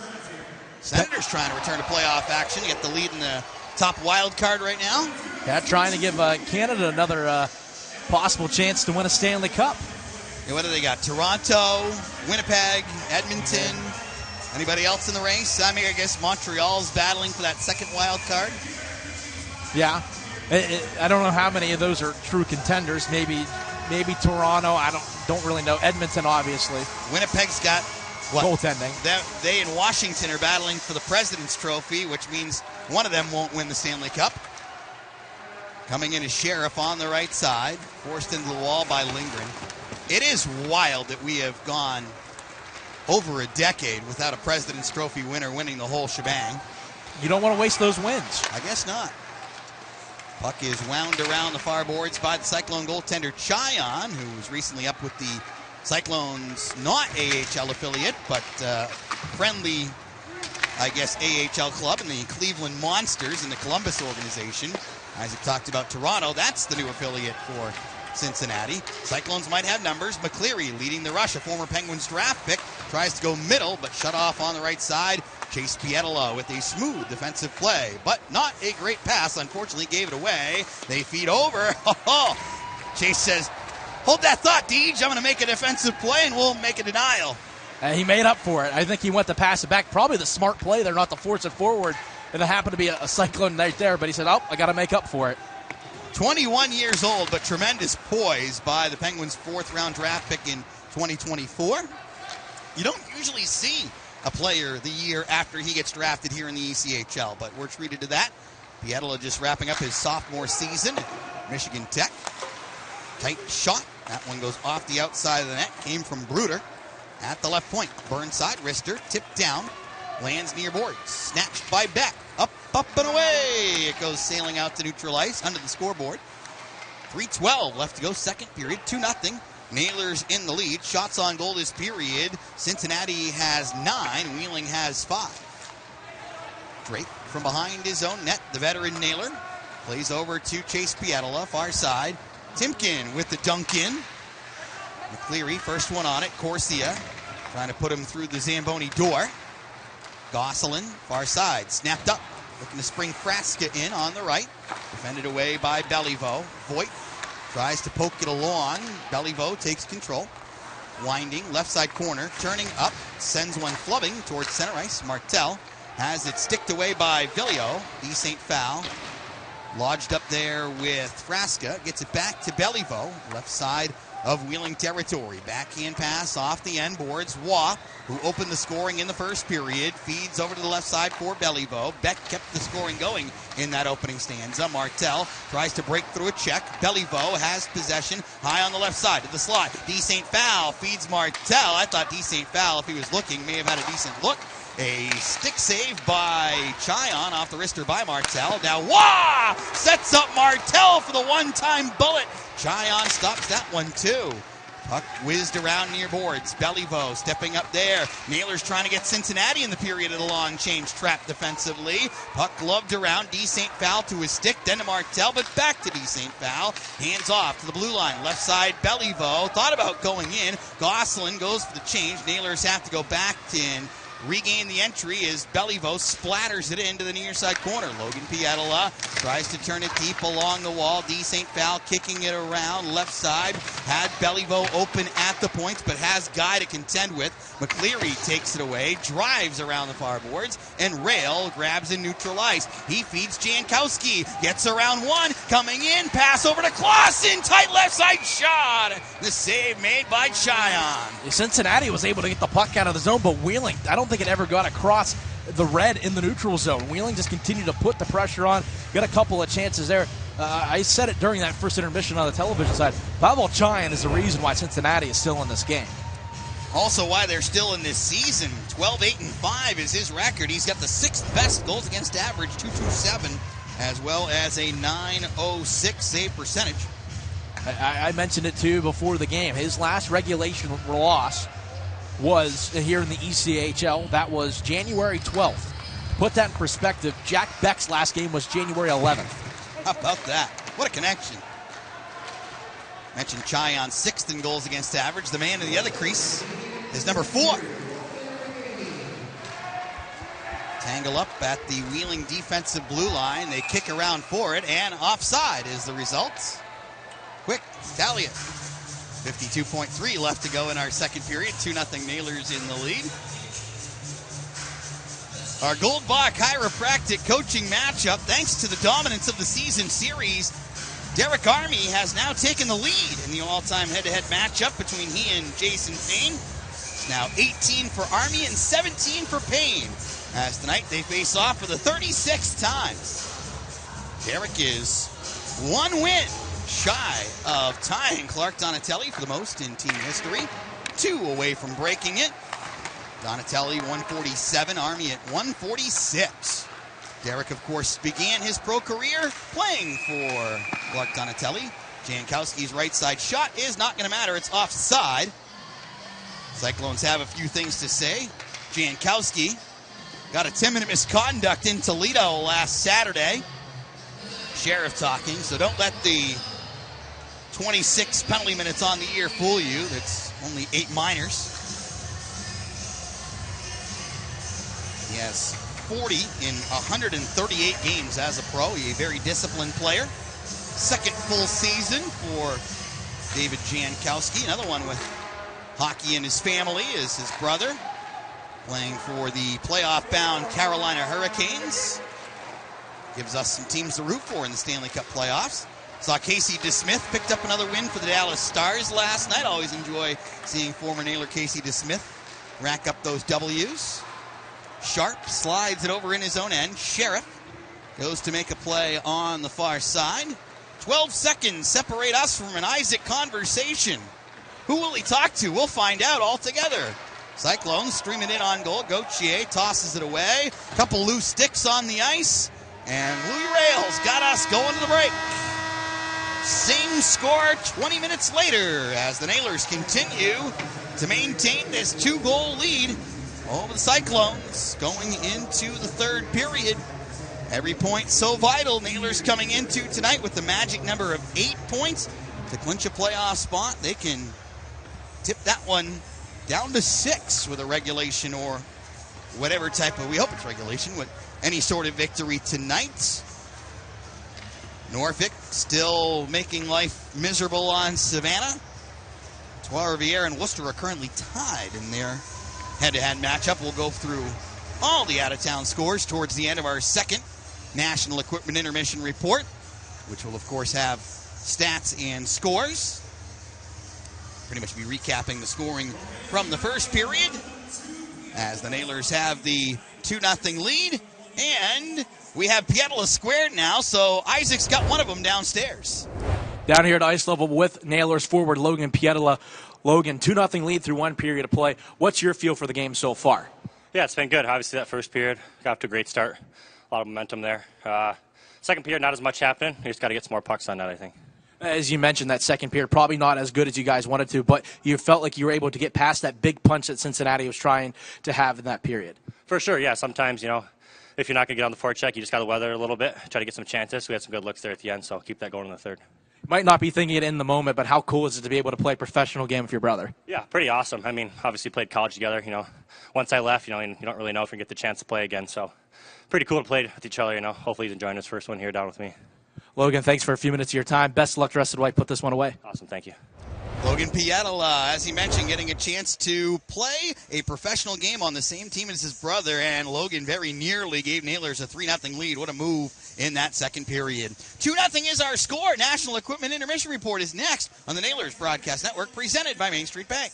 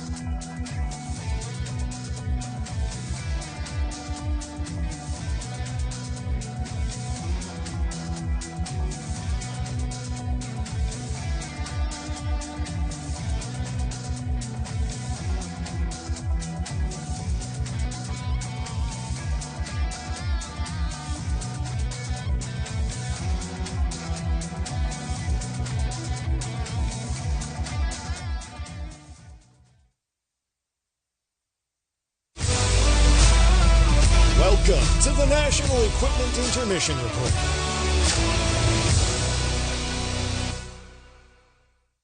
Hello, everyone. Welcome inside to this edition of Around the ECHL. I'm Isaac Basinger.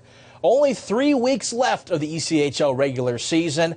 Let's take a look at some of the hot teams around the ECHL as we hit the home stretch. As we always start in the North Division, and it's the team currently holding down the last playoff spot in the North. That is the Worcester Railers. They've won their last 2 games, both against the Trois-Rivières-Lyon last week. They are 6-4 in their last 10 games. Mentioned, they won those 2 games against the Lyon. They won 2 of 3 their last weekend. But I think it's more of the style of how they won those games against the Lyon is a reason why I'm considering them to be the hot team. They trailed 4-1 in the 3rd period on the Saturday game of their 3-3 weekend. The first one was against the Maine Mariners. They dropped. The last 2 were against the Lyon. They trailed 4-1 in the 3rd period. Were able to come back and get that victory 5-4 in overtime to be able to try to keep pace in the North Division. They were able to go and get the victory on the Sunday as well, also with a score of 5-4, this one in regulation.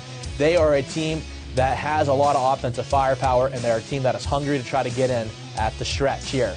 We go to the South Division, and it's probably the hottest team in all of the ECHL. It's the South Carolina Stingrays. Winners of 11 straight games to keep them in first place in that South Division. That is a tight battle at the top. We'll find out more when we look at the division standings. They won last week. They were able to pick up a 5-1 win against the Greenville Swamp Rabbits. Then they won 3-2 at Jacksonville and finished off the weekend coming back home and winning 5-4 in overtime against the Icemen. To the Central Division, it's the Indy Fuel. Currently on a 4-game win streak and hold that last playoff spot in the Central Division. 6-3, 0-1 in their last 10 games, so 7 points out of their last 10, trying to keep them alive here in the home stretch. They won all 3 of their games they played last weekend, as they were able to get a 3-1 victory against Cincinnati, then a 5-2 win against Bloomington. That's probably the biggest one on their docket there. That's a team who they're directly battling for that spot. And then they were able to knock off Wheeling 3-1 on the Sunday, and they were able to keep things rolling into this week as they picked up a 3-2 shootout victory in Glens Falls as they took down the Adirondack Thunder. To the Mountain Division, it's the Tahoe Night Monsters. Currently on a 5-game win streak are the Night Monsters in their first season of play. Points in 8 straight games for the Night Monsters as well, as they're 8-1-1 in their last 10 games. They swept a 2-game series against Tulsa last weekend, and they won this past Wednesday against the Idaho Steelheads. They won 5-2 last Friday, were able to get a 2-1 victory on the Saturday, and picked up a 5-1 victory on Wednesday. So Tahoe is a team that is currently trying to establish themselves into the playoff picture there in the Mountain. Let's take a look at some of the games to watch this upcoming weekend around the ECHL, and we will start with 2 of the perennial powers in this league, as that's the Toledo Walleye visiting the Florida Everblades. Only 2 games between the 2 this weekend, but it's 2 of the best teams in the ECHL. It's the leaders in the Central Division and a team that's really in the hunt to trying to get another South Division crown in the Florida Everblades. These are 2 teams you will see more often than not have a good chance to play in the Kelly Cup Finals. Again, that's 2 games this weekend for both those teams. That is a Friday and a Saturday series. The second weekend series to look at is the Fort Wayne Comets and the Bloomington Bison. This is a home-and-home series, a rarity you see in the ECHL, where we will see both of these teams take on each other on each other's home ice Friday and Saturday. Fort Wayne is a team that is trying to continue and possibly clinch a playoff spot this upcoming weekend in that Central Division. Bloomington just on the outside looking in. Important games for them to try to take down a team that's in a playoff position to put themselves in better shape. And then the last one, we already mentioned them when we talked about our hot teams. It's the Worcester Railers and the Trois-Rivières-Lyon yet again this upcoming weekend, a 3-3 weekend. And that's a Friday, Saturday, Sunday. It's easy to say this. We will mention it when we come to our magic numbers here next. Worcester is a team that Wheeling is hoping they can lose. If they lose, that will limit the Wheeling's magic number and have it lessen by more. If they're able to continue to lose games and Wheeling's able to win more. That's a big one. Trois-Rivières still looking to try to put the bow on the division and close that out to make sure they can clinch home ice all the way through until the conference semifinals. Take a look at the magic numbers from everyone from here on out. As Fort Wayne, we already mentioned, their magic number is 1. So win and they are in here this weekend. Same thing for Kansas City. Their magic number is 2. They can get in with just 1 win. this weekend. Orlando's magic number is 3, so a win for the Solar Bears and maybe a little bit of help, or just 2 wins will get the Solar Bears into the dance. Iowa's magic number is 5, so they only play once this weekend, but they can get some help with a couple of losses around the Central Division. As we already mentioned, the Wheeling Nailers is here at 8. That could be 2 wins for Wheeling and 2 losses for Worcester. Will get Wheeling into the dance. The Tahoe Night Monsters are at 9. Within striking distance, might be a little bit of a stretch to get it done this weekend. The Norfolk Admirals is at 10. Still a possibility, but could be tough this upcoming weekend for them to get into the playoffs. Let's take a look at the ECHL standings up to this point. We already mentioned the North Division. The Trois-Rivières Lions are the only team in the North that have clinched a playoff spot so far. They have 89 points. Getting pretty close to being able to clinch that division. Wheeling is in second with 76. Norfolk just trails them by 1 point. Worcester currently holds that last playoff spot with 68 points, but Reading is in 5th place, is at 66 points, but still has 2 more games in hand on the Railers, so that's why that magic number goes against the Railers and not the Royals. Maine is in 6th place with 56 points, and Adirondack with 49 to close out the North. The South Division has the South Carolina Stingrays only 3 points shy of 100 points as they have 97. Florida right behind them with 96. Jacksonville of 86 in 3rd place. Those top 3 teams have all clinched playoff spots so far. Orlando is in 4th, as we mentioned, trying to close down the South Division, In this one, they have 78 points. Savannah, 61. Atlanta, 60. And Greenville, 54 to close out the South. Central Division has Toledo as the only team clinching a playoff spot, but as we mentioned, Fort Wayne and Iowa are knocking on the door. 91 points for the Walleye. Fort Wayne with 80. Iowa with 76. Indy, 64. Bloomington just behind them with 62. Kalamazoo, 61. And Cincinnati rounds out the Central Division and a tight one at the bottom with 60 points. The Mountain Division has the Kansas City Mavericks in the lead there with 89 points. Tahoe with 83. Wichita 79. Tulsa at the moment hanging on with their 76 points. Idaho 73 is on the outside looking in, but looking to make a jump into that possible playoff picture. Rapid City has 67. Utah and Allen will round out the division. Utah with 50. Allen with 38.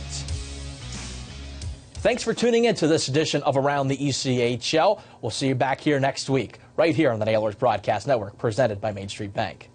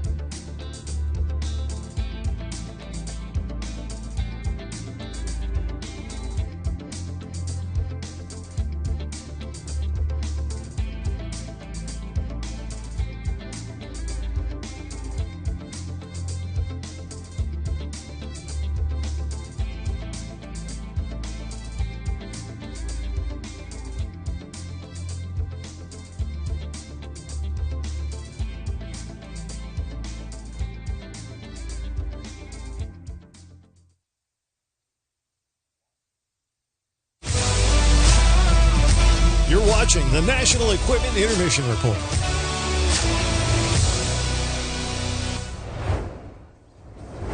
It's the Wheeling Nailers and the Cincinnati Cyclones to kick off a 6-game homestand for the Wheeling Nailers. Let's take a look at the second period highlights so far. Wheeling took a 2-0 lead into the second frame as Wheeling was able to get a goal from Phip Waugh in the early going of that period. That was his second of the season. That was assisted by David Jankowski and Logan Pietola. Wheeling would make it 2-0 just 56 seconds later as Jack Beck welcomed back into the lineup. First time since January 11th for Beck. He scored his 8th of the season. Timpkin and Leifers had the assist as that sets the story going into the second period of play. Wheeling was trying to capitalize early. You knew Cincinnati was going to have a punch in the second period. We saw Jack Beck with the shot there. Wheeling did a good job of trying to poke that puck away in the neutral zone, but Cincinnati was still able to get some chances. Taylor Gauthier able to make a couple of big saves as well. This was an excellent play right here. As you see, Logan Pietola puts a good move on Burnside there, gets by him. Chion able to have that right shoulder make the save to keep this a 2-0 game. Wheeling would get another power play in this period after this shot and a save made by Gauthier on Voigt. Wheeling is 0 for 2 on the power play. Shots overall in that second period, Cincinnati with 10, Wheeling with 8. Overall, Wheeling leads 21-14. Wheeling got hemmed in a couple times in this period, but were able to get out of it thanks to the play of their goaltender. Power play was excellent as well. Might not have scored, but had a couple of good chances with that number 1 unit, that one being right there. Wheeling does get a little bit sloppy, though, towards the end of that second power play. Remy Parker gets around everybody in the process, but all we had to do was lift it up. Taylor Gauthier says no. That was a big play to keep this one again at 2-0. Another play here as Chase Pietola in his first game in a Wheeling uniform with a nifty move to get into the slot and rip that shot on goal. Another chance as that puck was loose in front of the net. Trying to wrap it around as Phip Waugh finds a one-time pass over to Jordan Martell, who's able to put it on net. Jankowski skates around one, a good pass across, but Gabe Clausen's shot is squared up by Pavel Chion. 2-0 through 2, third period action coming your way next on the Nailers Broadcast Network, presented by Main Street Bank. Thanks for watching the National Equipment Intermission Report.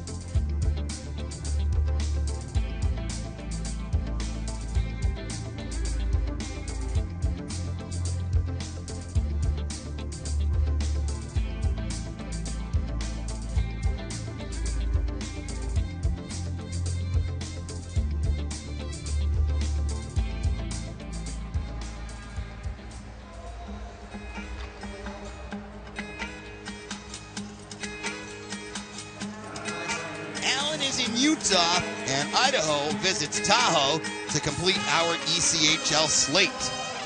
Both affiliates are out of action tonight. Wilkes-Barre Scranton in Charlotte tomorrow and Sunday, and Pittsburgh will host Ottawa on Sunday. Parsons left something behind in the penalty box. I was like, why is he going over there? I'm pretty sure we're starting this period 5-on-5. Might have been his ID, who knows? Could have been. It's a frosty Friday, you never know. I mean, do they card to go to the penalty box? Matt Slinger hopes so. He'd get denied. You need to swipe your way in. That's what needs to happen. Nailers go from left to right in this third period, and Cyclones from right to left. Flip-flop those directions if you're watching along on WTRF, My Ohio Valley, and FloHockey. Got some great tweets to go through tonight as well. during one of the stoppages, courtesy of Laudamus Communications at Deej_hockey PXP and I_Basinger. I see some nice pyramids building. We got one 3 rows high to the left of the Nailers bench, and we've got one 1, 2, 3, 4, 5, 6. Oh, man! 0 right now. Sorry, guys. I jinxed that one for you. It was probably about 8 or 9 rows up, but unfortunately, it just went tumbling down. Cyclones dump it in. Gauthier has it drill around the near boards, courtesy of Chase Pietola. Dropping it back to Drake, near side corner. Trying to one-hand fend off Sikic. Chase Pietola takes, spins away from Griffin. Got it up the middle, but Sheriff with the steal. Pietola tries to force him to the wall. Sheriff leaks it across, far side. Sharp wound up, fake, then powers it on goal. Gauthier the save. Loose puck gets shimmied to the corner. Sheriff near side boards, bodied into there by the 2 Pietola brothers as the puck comes past Sikic and all the way back into the Cyclone zone. Sikic winding things up behind his goaltender Chayan. Cyclones here tonight and tomorrow. Get your tickets at WheelingNailers.com for Black and Gold Night with Ryan Shazier. All sorts of great promotions this season. Nailers have officially surpassed last year's attendance mark with still 5 games to go after tonight. And actually, as I see the number pop up, it is the highest attendance in the last 7 years as we've surpassed the 18-19 season now. Tie up along the end boards. Beliveau snaps it up right side boards. D. St. Foul able to break through a couple. Comes in 2-on-1. Gives over. Martel off his skates. Corsia trying to fend one off. D. St. Foul rolls it to the crease. Couldn't get it to go. Cyclones have that one squibbed the distance. And it's icing with 1:44 gone in the third period. Oh, man, a little bit of a broken developing play there. And Corsia nearly joined the Deej club with a slow roller to DSP. That one just laid right there for a second. You see the 2-on-1 develop, a good pass across, but into the skates of Martel. Corsia just throws it towards the net. D. St. Foul just gets enough on it. I think Chayan would have gotten the glove on it anyway, but it was going to be an offensive zone draw regardless. Couple more finals from NCAA is University of Connecticut in the NCAA National Tournament for the first time ever. David Drake's An alma alumnus. mater. Yep. They beat Quinnipiac, but the Friars fall as Denver beats Providence. Shot from distance block, comes out, Rail whips it over far side. Beck plays it off the left corner boards. Out to center ice. One more to go, and we'll have 8 teams left to figure out who's going to the Frozen Four as Maine and Penn State wrap up the first round tonight in Allentown. Parker drills that one around the wall. Drake reverses it behind the net. Works, hustles back, makes the play away from Dodero. Snaked out to center by Timken. Sharp wrists it from the right. Pounds off the near side corner boards. Koopman lets Chase Pietola handle it. Oh, almost a suicide pass there towards Works in center ice as he was colliding there against Bruder. Chase Pietola near side. Oh, man! Portillo just drilled him, and Portillo is welcoming Drake to fight. I don't think Drake even got the gloves off. I think Portillo was ready to throw first. Can you instigate your own fight after a hit? Now Portillo yelling at the Nailers bench and then over to the Cyclones bench. Said David Drake has both his gloves on. He didn't even get to the point to do it. See what this looks like. 2:59 is the time. Rail speaking with the referee Heidemann. Let's see. I think he's matching him. Face off out of the zone. We're going to see a replay of it. Pietola looking down, and Portillo strided right into him. Wow, I mean, Drake comes over and, like you said, didn't even get the gloves off, and we start throwing. It looked like, honestly, it looked like Drake wasn't even going to drop him. It looked like he was just going to check him into the boards. Portillo came in with 11 points. Right. No, that would be a 0. 11 penalty minutes in 15 games. And this is one, it'd be interesting to see if there was 2 referees to see, because as you said, it probably will be matching, as that's what they have on the board at the moment. The encouraging sign was that Pietola got right up afterwards. We'll see if the Nailers take a number. We were thinking Parsons maybe earlier, but now Portillo's put himself a target on his back. That's an interesting one. I would say maybe earlier in the game, I would do it. I think you hold off while the score is still 2-0. We do have tomorrow, keep in mind. We do have tomorrow. I was thinking if Wheeling gets the next one and makes it 3, then I think you have it tonight. So matching roughing minors on Drake and Portillo. Was dealing with Sheriff on the draw. Trying to get in his head a little bit. Puck goes gliding down to Chyon, who rests to the side for Burnside. First penalty on the Nailers tonight. Goes to Drake. Puck wound ahead. I used your stat on the radio version of the National Equipment Intermission Report. Despite being so high in penalty minute average, not a lot of penalty kills for this Nailers team. Clausen feeds over. Belliveau dancing. Goes to the backhand shot. Smothered on goal, but Chyon makes the save. Open things up, activate those Ds on the 4-on-4. Logan Pietola steps in, left circle, wrist shot blocked by Burnside. If Logan scored there, I would have suggested a flyby of the penalty box. Logan has it whacked off of his tape by Sheriff. Near side Griffin directs back to Sheriff. Seems like a peaceful scenario over there, as fighting is not usually a part of Drake's game. We've seen him try a couple times, though. Yeah, and obviously the majority of the time is when he's sticking up for a teammate.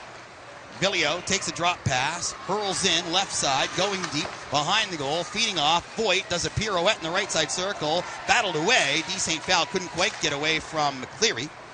Villio in front of the benches, swatted at by D. St. Phal. Rail punches it off the boards. Stolen Sickick to Voigt in the slot, and Lindgren blocks it to the sky. Yeah, great job there by Lindgren to be able to get that block of that shot there, because that one was going to develop into a quick odd man there. You don't know where that rebound goes in the process of that play.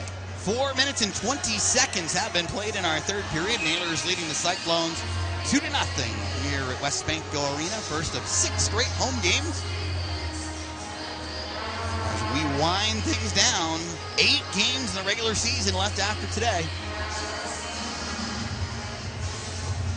Nailers have a single-digit magic number. That's when you know it's getting close.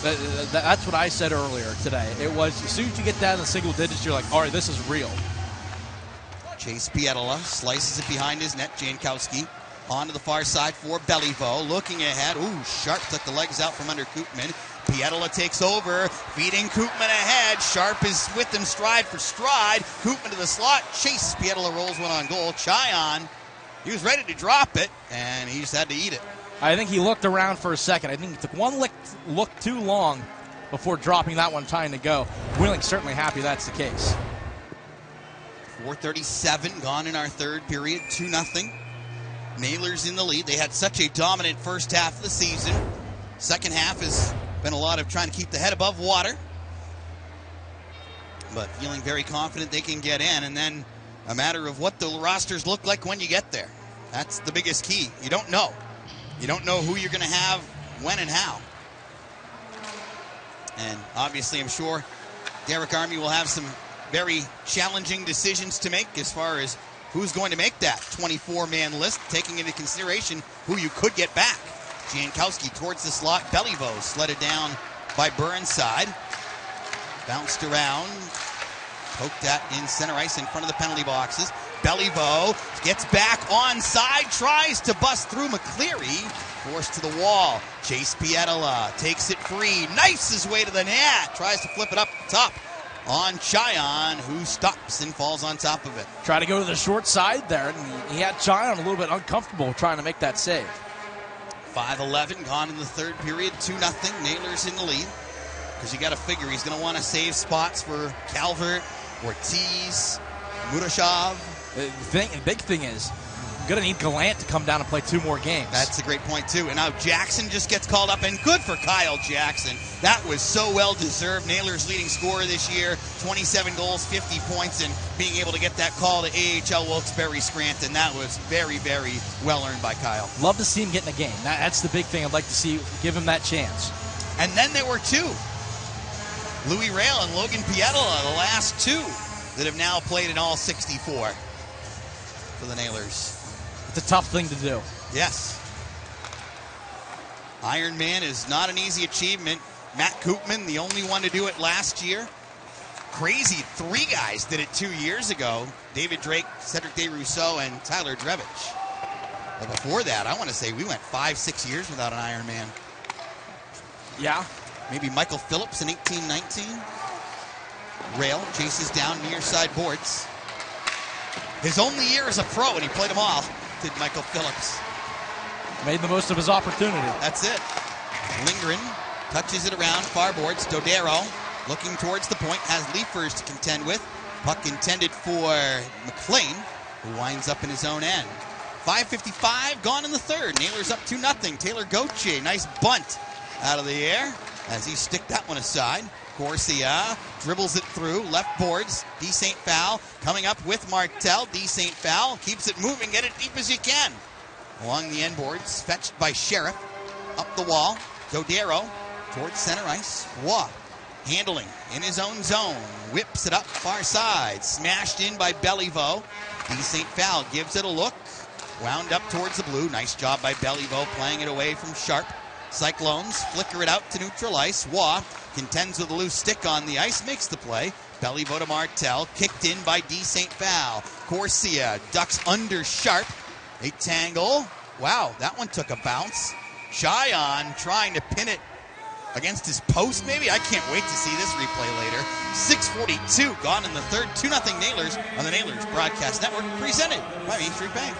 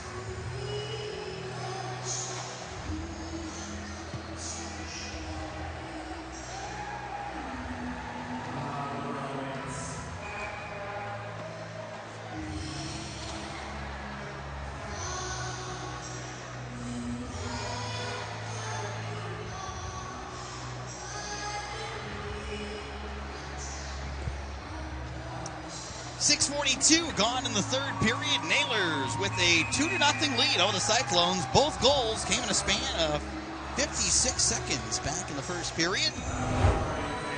Wheeling coming in with a 1-point lead. Oh, here's that replay. I wanted to see where this thing lands. And he had it between the right arm and the body. In the old armpit there? Yeah, that puck got a little smell to it after. The 6-hole, get some deodorant on it. Squeeze it tight. Getting sledded down the far side, Jankowski. Goalies used to try and have their jerseys be a little bit baggier in that area to try to almost create a webbing for them to trap the puck inside the arm. But the NHL and other leagues have discovered, well, number one, aerodynamic. Number two, keep them cool. Number three, we need goals in this sport, so let's not do that, and there are regulations on how the jerseys are supposed to fit. Cyclones fly this away. Waugh around the end boards for Beliveau. I mean, sure, it might help you make a couple more saves, but I can't imagine with the amount these guys sweat that they want anything more to make the sweat pour out of them. Gosselin, left side shot, ducked wide. Clausen tries to golf it up the wall. Puck goes swiveling through the slot. Comes up near boards. Gosselin Bodied into there by Koopman. That allows Logan Pietola to fetch the loose change. He sends this one in wide of the Cincinnati net. Back to that point, too. It feels like if you get more sweat on it, it's going to make that arm heavier. Yeah. Harder to lift to make a blocker save. Cyclones dump in. Gauthier feeds over to the right side. Chase Pietola up to Koopman. Couldn't quite get it out of the zone, but Koopman traps it against the wall as the Nailers try and scrum it ahead. Chase Pietola takes, stick handles his way through, feeds in far side, sticked out of the air briefly by Works. Drake on his own side of the red. That's going to go offside to Koopman with 8:27 gone in our third period. 2-0. Nailers in the lead. And that one was pick your poison. Honestly, probably the right decision there by Koopman to play that, because if he doesn't touch that one, it goes down for icing, and then you go back a dot. And it's going to be a defensive zone draw instead of the neutral zone in front of the Nailers penalty box. Cyclones playing their second game of the week. They were in Kalamazoo on Wednesday, wrapping up 3 straight against the Wings, which they won. Won all 3 of them, for that matter. These 2 teams will play tomorrow. And then we get Bloomington in here on Sunday. They get to make the journey in from a Saturday night in the Fort. Bison and Comets play in Bloomington tonight, Fort Wayne tomorrow. That's going to be a long weekend for the Bison. The old home and home. Yes. First time we'll see Bloomington since the home opening night victory in which Matthew Corsia tied it, and then, Matthew Corsia won it, right? Yes. After Atlee Calvert tied it. Correct. First as a pro. Corsia chugging in, left side, backhand on goal, and the save made by Chayon. Corsia already enjoying a career-best 16-goal season. He was looking for 17 there. D. St. Val went nubbing off of Martel's shaft and then dribbling in to Chayon. Dodero whacks it in from center. Gauthier had a wild time controlling that bouncing puck, and the Nailers able to help him out. Providence College goaltender could have used that assistance today. We were watching that up in the Herb Electric broadcast booth before we went off the air on the first Denver Pioneers goal. They were doomed from that moment. Yep.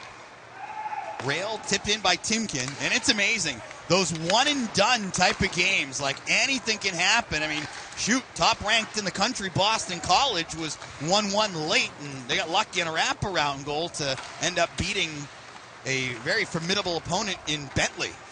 And that was a game where Boston College was being outplayed, too. Yes.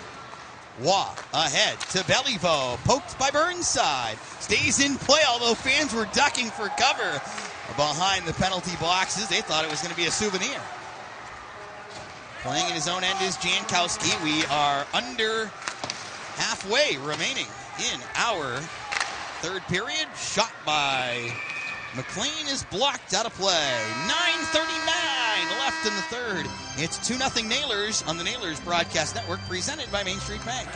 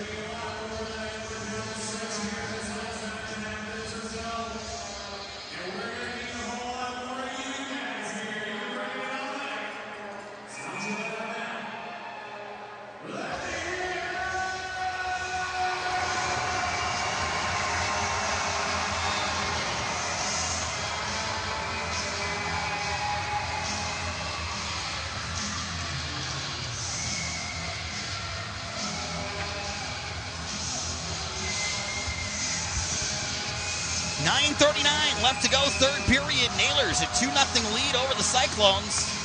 Looking for win number 37 on the season. 76 points coming into tonight. Goals in the first period by Fipwa and Jack Beck. 56 seconds of offense so far.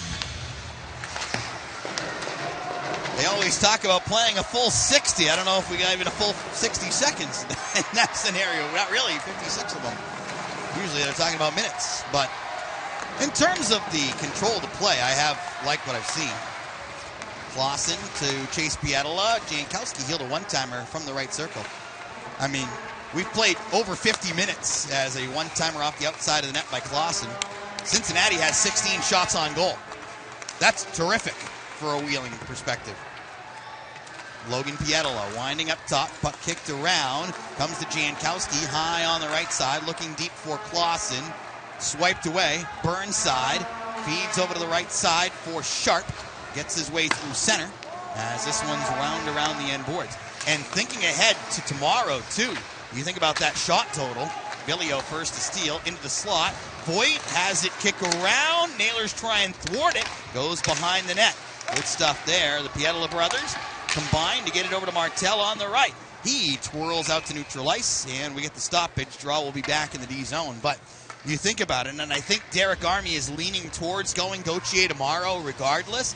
And the fact that he's only had to face 16 shots on goal, I think will further that idea even more because he hasn't had to go through what he did, what was it, last Friday in Toledo when he faced 38. Yeah, it makes a heck of a lot of difference there in the play as well. That was a funny puck out of play there. That was Corsi getting ready to make a change. He was sitting on the bench on the dasher there, so looking to hop on and hit him. D-zone draw for Wheeling, 8:31 left to go in the third period, 2-0. Nailers looking for home win number 20 on the year. Frasca had his stick whacked out of his hands, but no penalty call on the play. Nailers have reached the 20-win at home mark 18 times in the first 32 years. So more than half. Wheeling comes in offside with 8:16 to go in our third period. Home ice has treated Wheeling well this year, and it would love to have that in round one against Norfolk.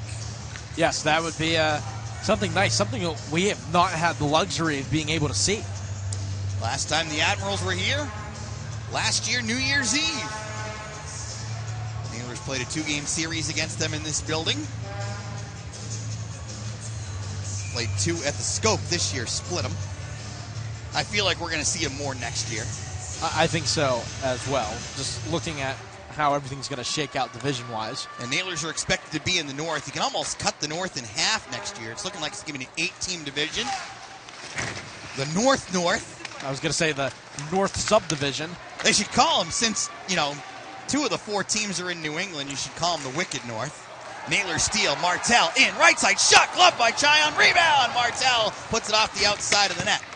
You'd have Maine, Worcester, Adirondack, and Trois-Rivières. And then you'd have the southern north with Wheeling, Reading, Norfolk, and Greensboro. The not really north. Yeah. The It Still Snows, but not as hard.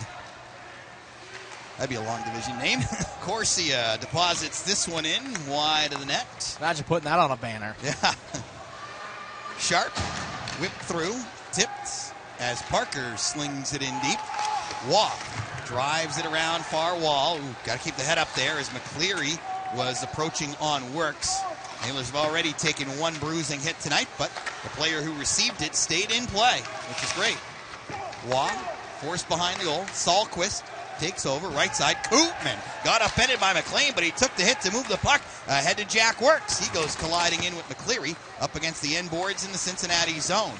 Koopman jamming at it. Far wall. Comes free. McLean looking ahead. Waugh picks off in center, leading Koopman in, but we got the offside stoppage.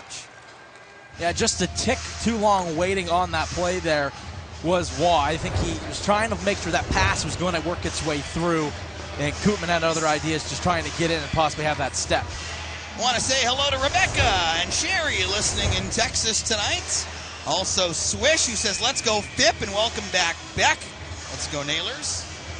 Joni with Let's Go Nailers. Shout out to Jim, Mary, and Egghead. From New Orleans, just finished cleaning for the open house. Let's go Nailers. Chris is watching tonight with all of our fans, the Booster Club, and everyone at the West Banco Arena, except our good friend Christine Claggett, the Booster Club treasurer, fractured her foot, and the team, the Boosters, Chris and all, want to send Christine the wellest of wishes. And Let's Go Nailers. So Christine going on the IR. That sounds like a 14-day one if you ask me. She's a fighter, though, and I'm sure she'll recover from that. Seen her as it's an icing call on the Nailers. Do the Ogden Newspapers Half Marathon from year to year here in downtown Wheeling. That's a tough one, especially with the hills in the area. That makes it more difficult than ever.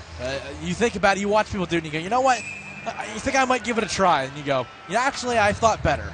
I don't like driving it, so I really don't even want to think about what it would take to run the thing. Running, that's... We're not doing that. You got to walk before you can run there, Deej. That's very true. But can't wait to see Christine back here soon. Beliveau off the far side boards, kept alive, right point by Sharp. Leafers tries to fight it out to neutral ice. Leafers battling his way through. I like my Grandpa Joe's candy shop snack of the week too much to go that route.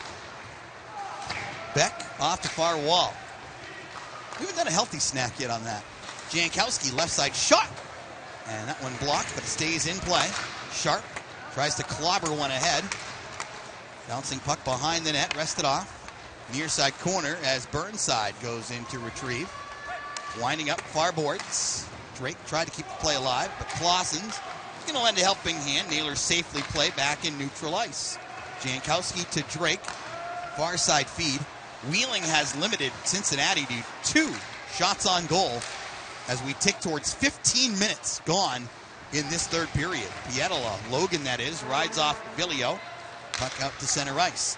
Wheeling has 5 on its side this period. 26-16 is the overall total. And some of that, though, is, making the right decision. Don't try to push something and make a bad decision that can lead to a turnover. Villio sprinting in, shut off there by Lindgren. Less than 5 minutes remaining in the third period. Nailers leading Cincinnati 2-0. Trying to lower that magic number down to 6 and maintain second place in the North Division. Parker swinging a miss. Near side, Martel rolls it up the top of the dasher, corralled by D. St. Phal. Now it's Corsia carrying in down the right side boards, bodying with McCleary in the near side corner. Puck goes dancing around to the far side. Martel throws Voigt to the side. What a check by J-Mart. Rail keeping in, right point, looking towards the slot. That one broken up. Shoving in front of the benches between D. St. Phal and Guy. Nailers explore their way in. Linger and drop pass. Martel, left circle, wrist shot. Doesn't quite get through. Nailers looking for the knockout punch, but back come the Cyclones. Dodero over, pass was behind Parker. Beliveau jumps on it and rushes the other direction. Beliveau comes in, dancing his way. Had it poked off his blade, and Parker throws it out. Waugh, the spinning pass to Beliveau on the left side. Towards the goal, Koopman knocks it just wide. Gets his own rebound off the end boards. Oh, there's a delayed penalty on Cincinnati. Giddy up. Far side, Beliveau at the point. He'll turn it back to center ice. Burnside with a poke check. Sends it deep into the Wheeling D zone. Beliveau there first. Burnside has to possess. They see he does there. Another late penalty on the Cyclones. It feels like 2 weeks ago all over again. He took the words right out of my mouth. Looked directly down to the Cyclone bench with their head coach Jason Payne, and had the palm going up to the sky with him. He's probably thinking you got to be thinking again, as it's going to be a hook against Sheriff. 16:28 is the time. Nailers can put this one away. And obviously, you want to score on this here as big as it is. But honestly, 3-0 puts it away. But keep away is not the worst thing in the world here either. If you can kill 2 minutes of that clock and get that down to, a minute 32 left in the game. And if we learned anything from 2 weeks ago, Payne is not one that's quick to pull the goalie for the extra attacker.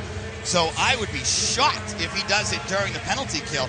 He may wait till that last 92 seconds to give it a try. It's an interesting situation here as well. Obviously, we talked about score, it's big. Does Wheeling shake up the power play unit to go 2 defensemen out there, just in case? We're going to find out here in just a moment. Looks like no, but the top unit's going to start it. So again, hooking on Sheriff at 16:28. AEP power play number 3, Nailers over 2. But leading the game 2-0 thus far.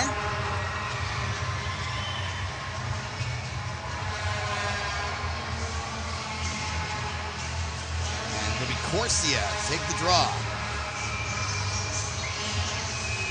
Looks like we're going to be tracking that Worcester Trois-Rivières game through the Nailers Overtime Live postgame show, huh? Yeah, I like regulation. I do too.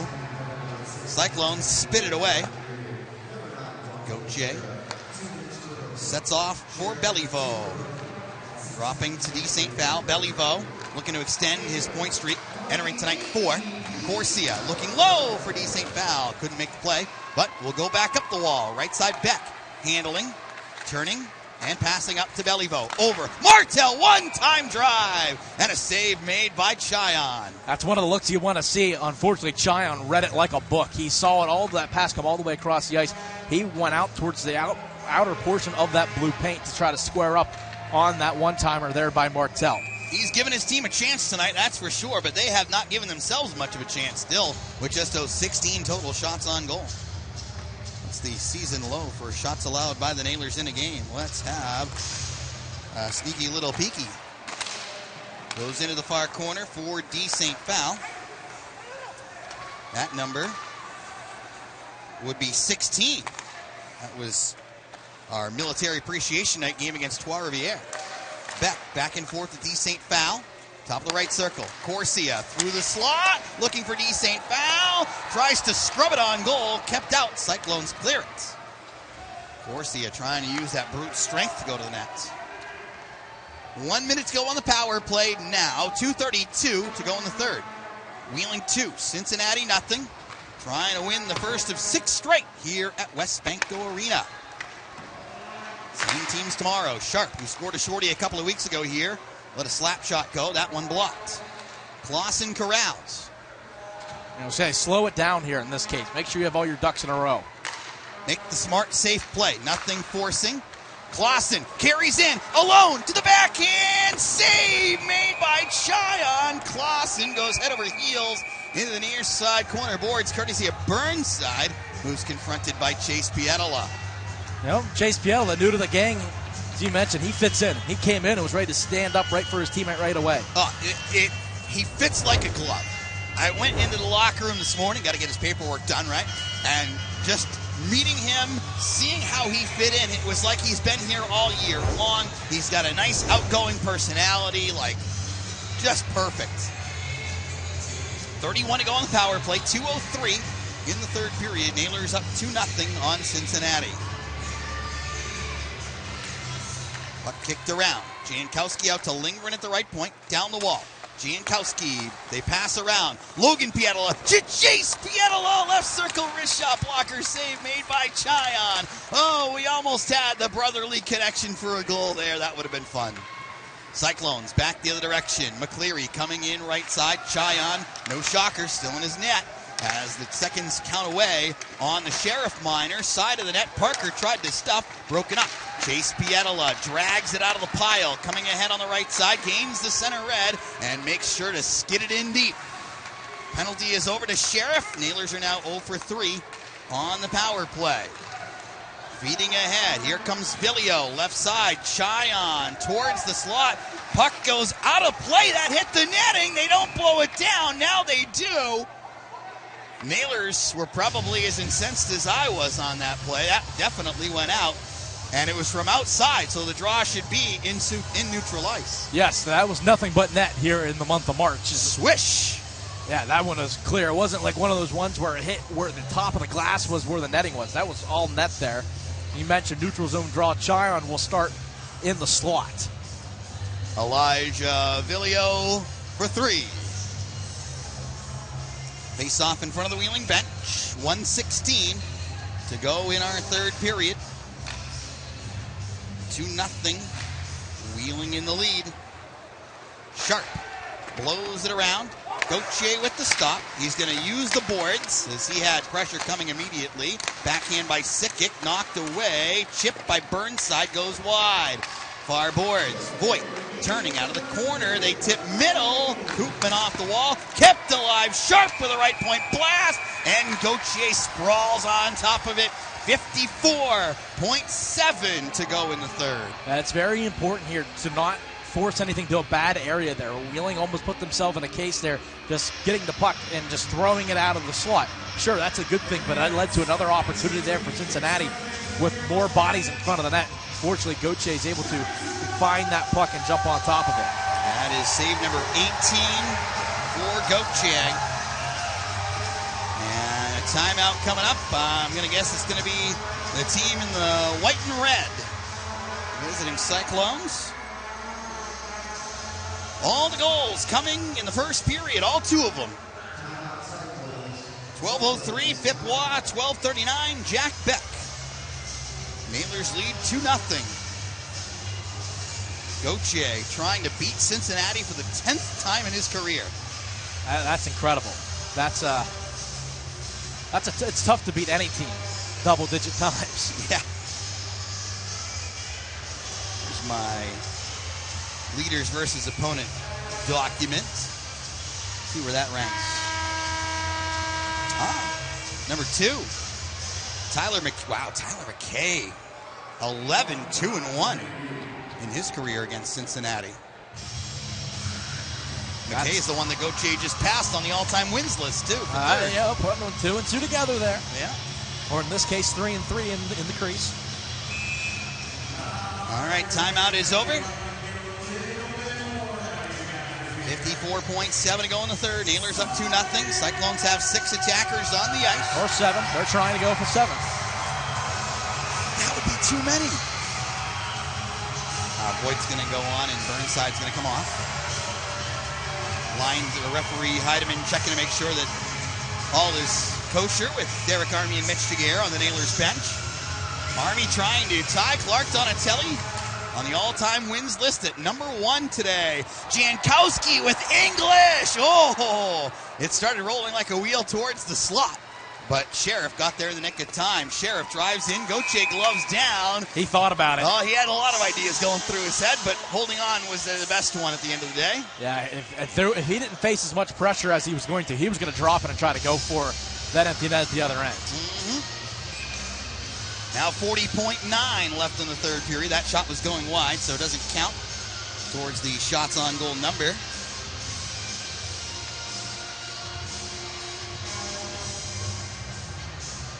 Face-off is to his right side. That's his glove hand side. Comes to Sheriff. Up to Sharp at the left point. Edged down the wall. Gosselin back to Sharp and over to Voigt. High on the right side into the far circle. Griffin to Voigt. Now Sharp, the one-timer, off of a leg. Nailers swatted out of the zone as that goes cruising into the Cincinnati zone. Voigt first one on it. Ahead for Gosselin, winds it over to the left side. Sheriff punches it down the wall. Drake takes a swat around the far boards. Clausen has it click off of body, stays in, but now forced out. It's set down by Sheriff, and Taylor Gauthier is perfect. It's a 2-0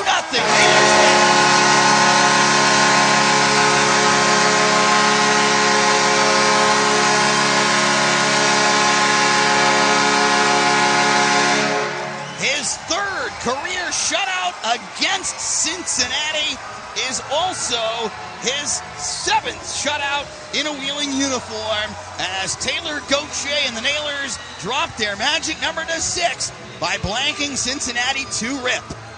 You mentioned it, only the 18 shots on goals and the 18 saves for Taylor Gauthier in this one. He made the saves when it counted. I think the biggest one you can think about was a shorthanded attempt by Remy Parker in that second period. He made that big-time saves, what felt like highway robbery. So the Nailers victorious for the 37th time this season as they pick up the 2-0 victory. That is the 20th home win of the season. That is the 19th time that they have accomplished that in the 33 years of playing here in downtown Wheeling. Nailers 4 shots against in the first, 4 shots against in the third, and they have won 8 games against Cincinnati this season, 9 in a row dating back to last year, and they will try to run the table on the season series as the two teams will match up again tomorrow. Plenty of time to get your tickets at WheelingNailers.com. Remember, it is Black and Gold night as we will have former Pittsburgh Steeler Ryan Shazier in the building. So the Nailers take care of their work tonight. They will maintain second place in the North Division. Norfolk was blasting Savannah, and it was a blasting. 5-0 was the final there. Worcester and Trois-Rivières are still tied 2-2 as they play in the third period. I will keep an eye on that one. We'll pull it up right on FloHockey so we can give you live updates as to what is happening north of the border. But first, we get ready to meet our 3 stars of the game here this evening as they get the materials to give away to the fans. I know that I saw one of the fans had a sign for Phip Waugh out here tonight. We'll see if that's the lucky fan that gets the souvenir from Phip. He's going to be a star. Pretty sure if you look at the box score, you can figure out who those stars are going to be tonight. Not a hard project to figure out, although just a matter of somewhat the order of them. Number 3 star of the game. Welcome back to the lineup. It's Jack Beck.